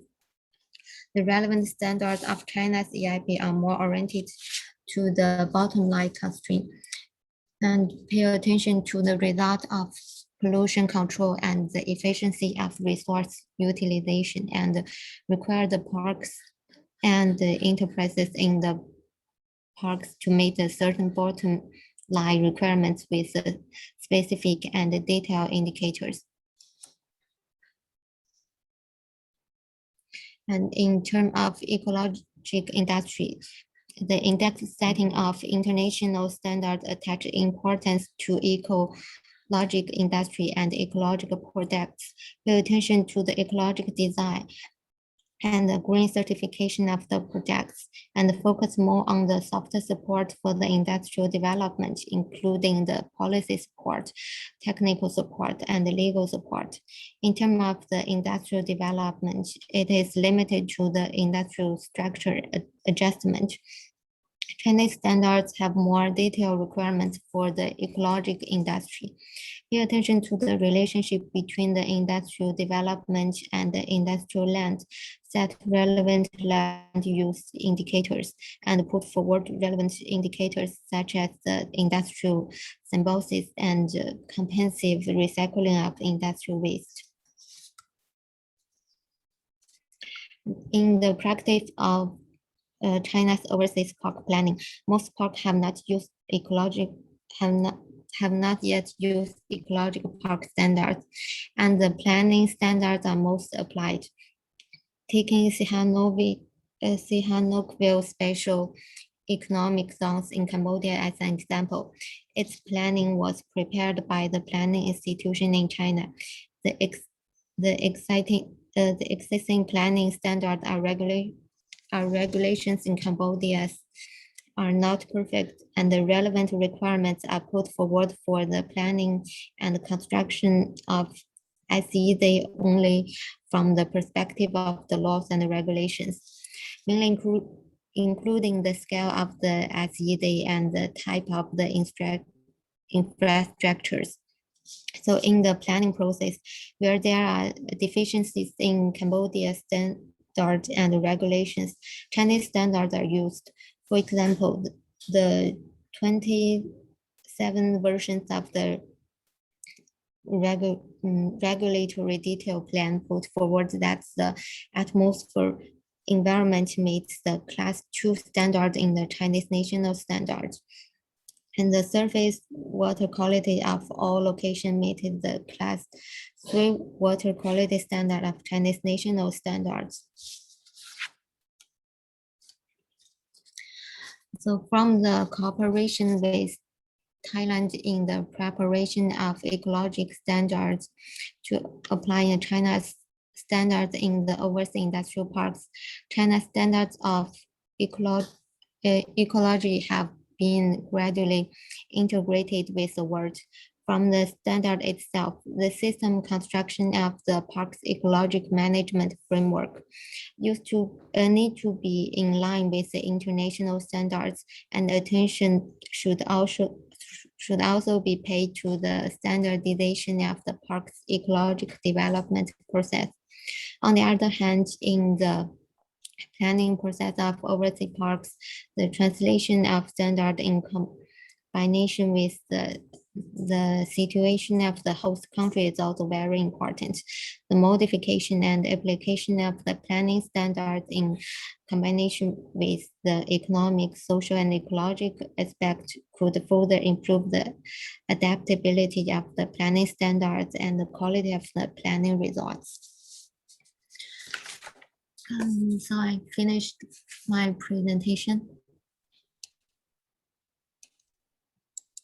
Good, thank you. So we have finished all three presentations, and I would like to invite questions or comments or wisdoms to share with presenters and audience.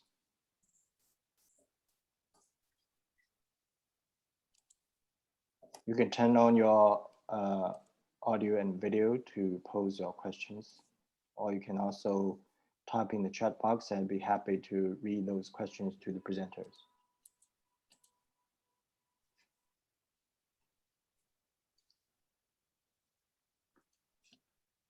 Okay, well, you guys are thinking. I have a few questions for the second and third presenter. First of all, I think a few questions for the second paper.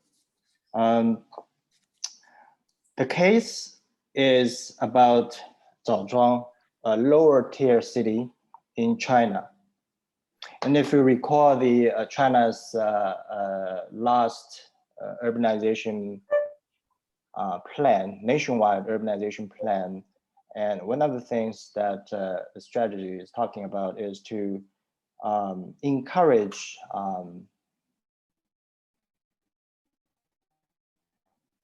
environment such as Zhaozhuang. So when the city developed the plan strategy for city and industrial integration in Zhaozhuang, how do they balance the growth of the city and the growth of industry, especially those industries that are not perfectly environmental friendly or not perfectly ecologically sustainable industry? How do they achieve balance? Because oftentimes lower tier cities, especially medium, small size cities, are the victim of some of the industries that are harmful to local residents or harmful to the overall ecological sustainability of those cities. So would you be able to talk about or comment on how do they achieve a balance between the city growth and industrial growth in a more sustainable way in the city of Zhaozhuang?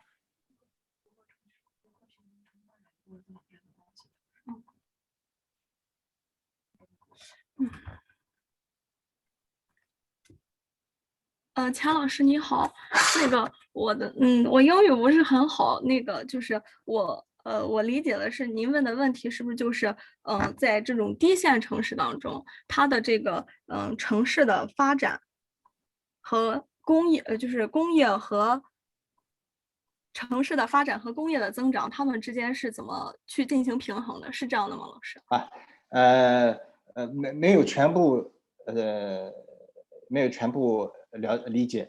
我是想问，就是一般这些3、4线的城市，像枣庄这样3、4线的中小型城市，他们为了发展当地的工业，往往会牺牲生态方面牺牲一些sustainable 方面的，就可持续性方面的一些条件，来接纳一些有污染或者潜在有污染、对当地有危害的一些工业，因为他们和别的城市，比方说更高1、2线城市来讲，就这方面吸引工业这方面缺乏足够的竞争力，所以他们会在这方面做出一些牺牲。那么你对枣庄的这个比较了解，你能不能讲一下他们是怎么平衡的，或者他们确实做出了牺牲？据我的了解，就是这个是是我跟老师在做一个实际的项目的时候，然后接触到枣庄高新区这样一个地方。它的这个工业其实主要是分布在这个枣庄市的滕州市这样一个地方，它就是工业非常的强，就是以重工业为主基本。然后，但是我们所接触的这个基地，它是在它的主城区。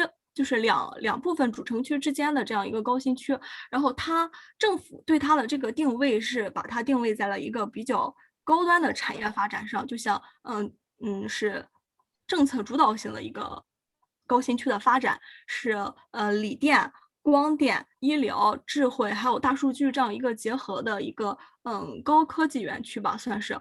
然后它在这个这样一个过程当中，也考虑了就是对于像我们之前提到的那个，那个就是1+5+1的这样一个规划策略体系，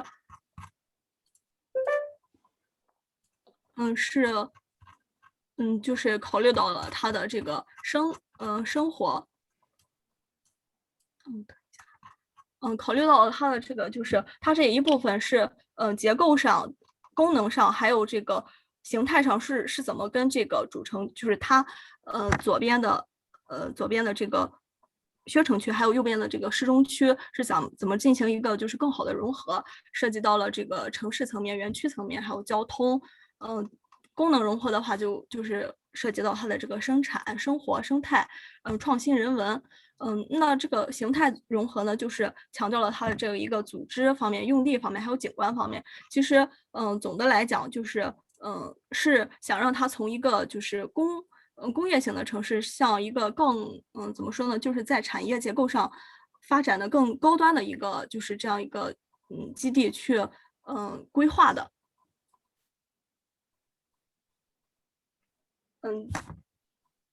基本上就是我们这个项目基本上就是这样一个落位啊。谢谢老师。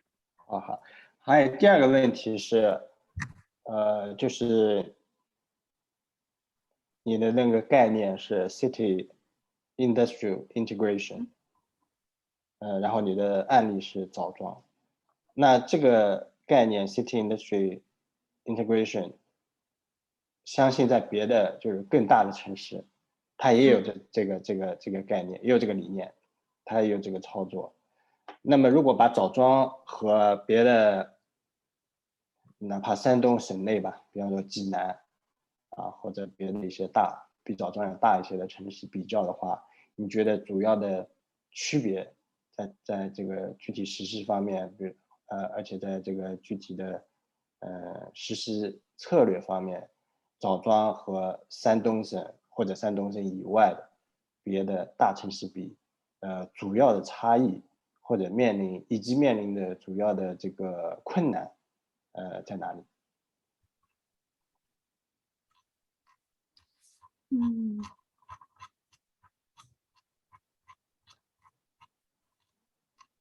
可能就是它目前以枣庄的情况来看，就是我从这个 PPT 里也讲到过，就是它这个枣庄整体的这个经济发展的总量，它其实是比较低的，但是它现在的增速还算是就是比较可观的，可以说得过去。那它在未来的这样一个发展当中，其实我觉得主要是对于它的这个产业的定位啊，就是生产功能这一部分，它怎么可以依托像可以依托这种大数据啊，依托它的一些就是龙头骨干的企业，然后来带动它的这个整体的发展。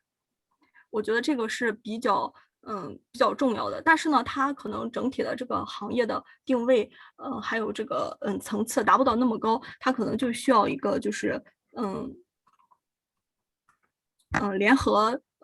联合建设那种像异地的科创孵化中心啊，然后打造一个就是这种重创空间，然后加孵化器、加加速器、加特色园区的这样一个全链条的一个主体培育体系。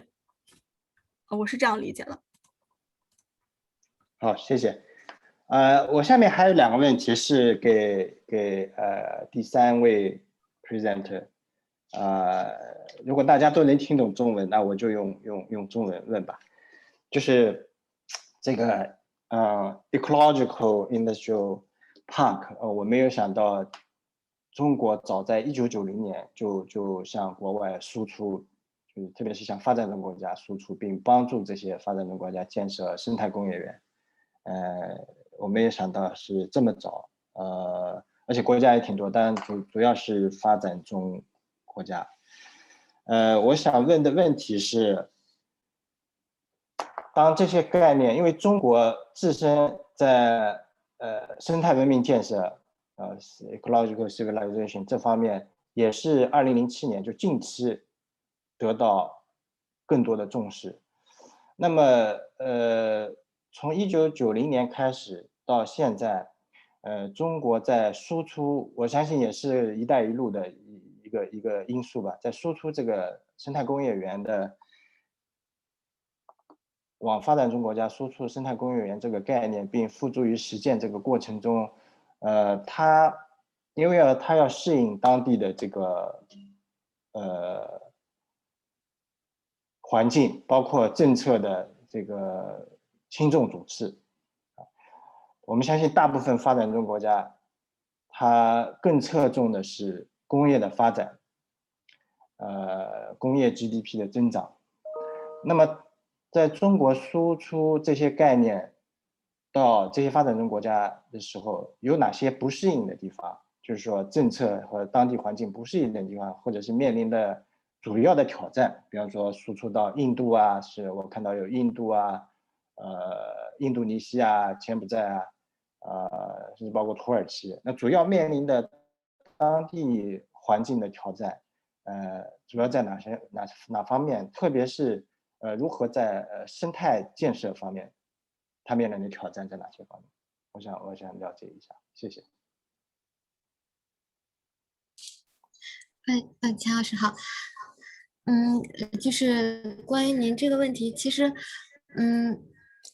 中国在就是境外园区这个输出标准的时候，很多情况下遇到的一个问题是，就是其实我们的标准，是比当地的标准要高的，但是当地可能因为一些原因，他会不认中国的这个标准。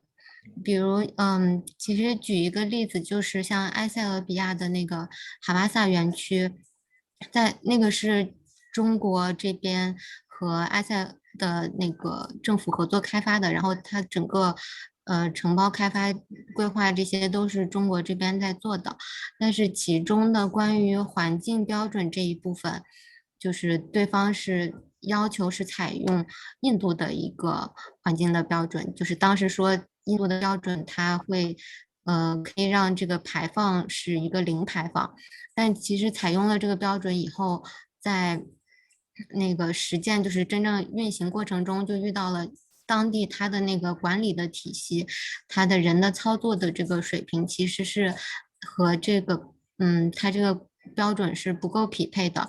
然后其实中国的标准已经能够很足够当地这个去使用了。然后其实，我们调研过程中发现，中国的标准在境外应用的时候，其实境外国家更多会关注或者会卡的是一些生态方面的标准，对于用地，然后规模、经济，就是这个方向的标准，其实他们还是比较认可中国标准的。有很多园区都是，尤其在规划布局基础设施这些方面使用的都是国内的标准，然后也有一些情况就是当地的法规它其实要求是比较低的，比如像那个龙江工业园，它的第一版规划应该是在07年做的，然后当时就是他们的那个要求的园区的规模呀，一些就是比较低的要求，然后其实不是很符合这个工业园区的一个发展的，就是它会要求有比如绿地不少于10%啊这种，然后但是因为是当地法规的一个要求，所以还是会按照当地的要求来做，然后在后来更新的新的规划中，当地的因为越南它自身的法规标准也更新了，然后在这方面就是可以更适和经济发展这样子。好，我再跟着接着问一个你刚刚提到的一个问题点，就是你说在输出这个生态建设标准的时候，当地在这方面有卡，你的卡的意思是指他不愿意按照中国的比较严格的标准来实施呢，还是他认为中国的标准还不够严格？我认为是前者。对，我觉得这个也跟不同的国家有关，就是有的国家它自身是非常重视这个生态这部分，然后比如说，就是它自身的这个法规啊、规划体系很完善的国家，比如中东的一些国家，然后他们就会对这方面有他们自己的要求，然后他就是不接受你外来任何其他国家的要求。还有一些国家，比如一些非洲国家或者东南亚的国家，他们自身的标准法规不是很完善，但是他们比如非洲一些国家，它本身就受到那个欧美的一些之前的规划的一些影响，他们从事这个行业的人也都是欧美留学回来的，他们的整个的，比如像埃塞俄比亚，他们的标准也是学的，就是英国那一边的标准，然后它的整个规划体系也是按照那边来的。那么他听到中国的标准以后，他就是会有一种不是很接受的一个态度。然后这个有时候其实有一些在实践的案例中，然后中方的规划呀、开发园区开发这些人员和他们谈判过程中，因为他们会一条一条对，比如哪一条标准要用，哪一个是你中国的好，还是我们这边的好，还是哪里的好，就在对比的过程中，他们有一些标准也是慢慢被接受的。好，那么我最后一个问题就是说，我们刚刚谈到了一个是，中国向发展中国家输出这个生态工业园区建设，这个之间有什么差距？你刚刚也解释了一部分。那么我们从另外一个角度讲，就是中国最近10几20年这个生态文明建设，也得到了很大的进步。很多都是我们回国眼睛能够看到的，但是就你所知，中国目前在生态文明建设方面和做的比较好的发达国家相比，主要的差距还是在哪里？我感觉主要差距可能是还是在一些软性的建设上。这个从基本上19到20年，包括中国的一些国家标准计划也可以看出来，就是标准计划也更多的提出了一些管理平台建设这方面的标准。之前中国的标准可能更多就是强调一个结果，就是它最终的结果需要是达标的，而因为现在其实比如国际上的生态园区的评定，它用的都是 ISO 那一套体系，他们的很多数据获取就是一个过程数据。这方面也是一些园区它使用中国标准建设的话，它可能没有办法去就是申请成这个 ISO 园区的那个生态园区的认证，所以中国很多它是一个结果数据，然后这方面也是可以，就是可能稍微就是也是这2年国内标准在更多的出的一个方向吧。好。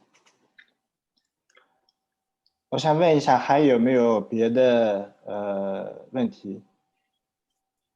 你好，我有一个问题想请问一下那个山建大的同学，就是你的这个报告的题目是主题是围绕这个产城融合来开展的对枣庄高新区的研究，但是就是现在我所了解到的就是这个产城融合可能是停留在一个过去的一个名词，然后在现在这个新型城镇化背景的这个建设的背景之下，就是可能我们更多的关注的是一个那个产城人的融合，就是我觉得就是是不是就是说把这个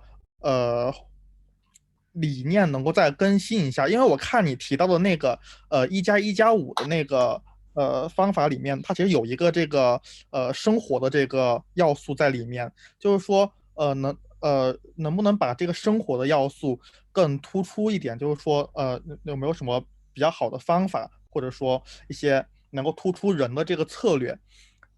然后运用到你的这个枣庄高新区的案例里面，因为就是其实现在我所理解的就是产的话呢，它其实只是提供一个就业岗位，然后城的话呢，它其实是提供这个生产生活服务的，然后人的话，它其实才是一个主体，是一个那个活力的一个系统，然后来提供那个劳动力和技术支撑。所以就是我的看法就是说，在你的这个提法里面，可能在强调产城融合的这个内容的同时，是不是更多的需要把这个人的这个要素给突出出来？这是我的一个看法，也不能说是问题吧，是我的一个看法，然后就是想和你提出，想和你讨论一下。谢谢。你好，那个，我觉得您这个想法是，非常非常好的，非常，就是现在一个就是比较，正确的一个研究趋势，就是，我们这个产城融合，其实在我的理解来看，它其实是，人和产的融合，就像您刚才说的，它既要强调这个以人为本，其实也是要强调这个产兴成聚。重点是处理好这个人与产之间的一个协调的融合，然后在这个基础上，再通过这种城市的这种要素啊，像结构啊、功能形态，然后作用到我们的规划策略体系，然后作用到规划当中去加以体现。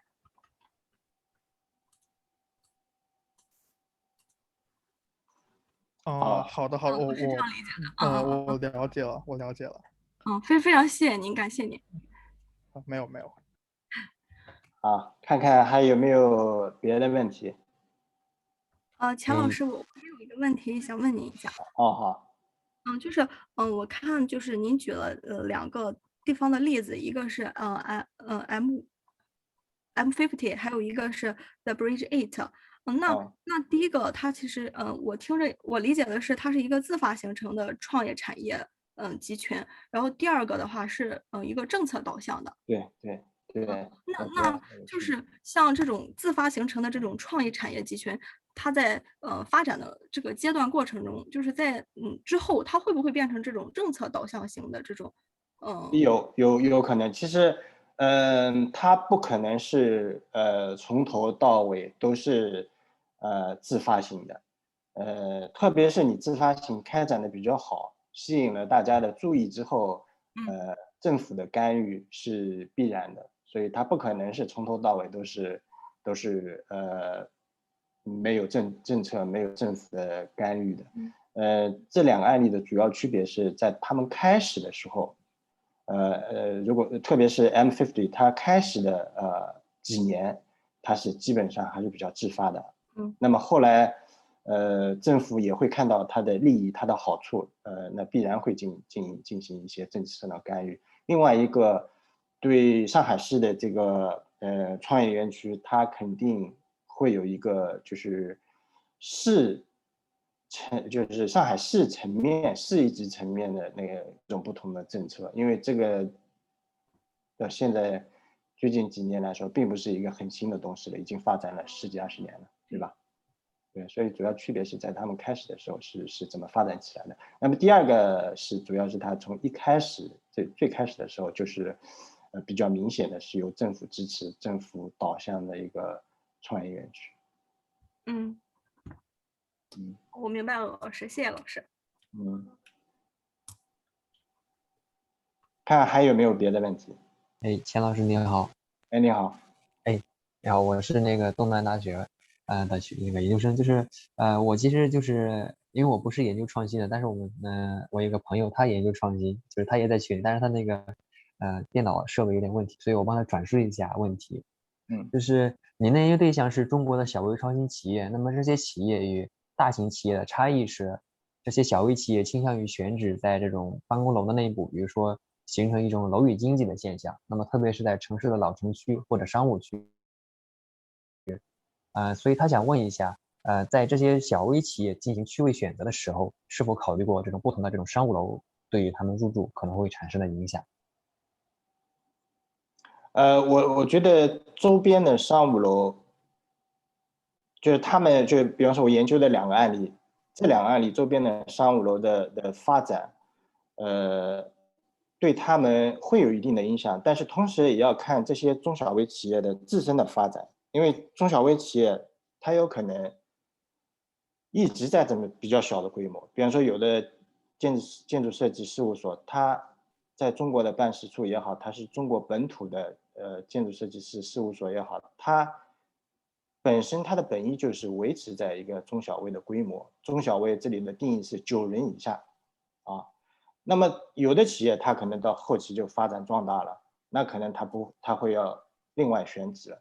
所以说有2个因素，另外一个因素呢，就是它目前所在的这些仓库改造啊，或者一些历史建筑啊，它本身的这个租金会不会上涨？租金如果上涨的话，也会给他们这些中小微企业造成经济上的压力。那他们也会选择迁址，迁址也有可能迁到性价比更好一些的办公楼里面，也有可能迁到别的本身租金或者地价更便宜的上海市城区的别的地方。所以我觉得是一个和它本身的规模的变化和它所在的这个地方的租金房价我觉得都有影响。谢谢。哎，好的好的，谢谢秦老师的回答。还有没有别的问题？看看。好，最后结束之前，我想邀请东南大学王新平教授给我们点评一下我们这个 session。王教授。钱老师您好。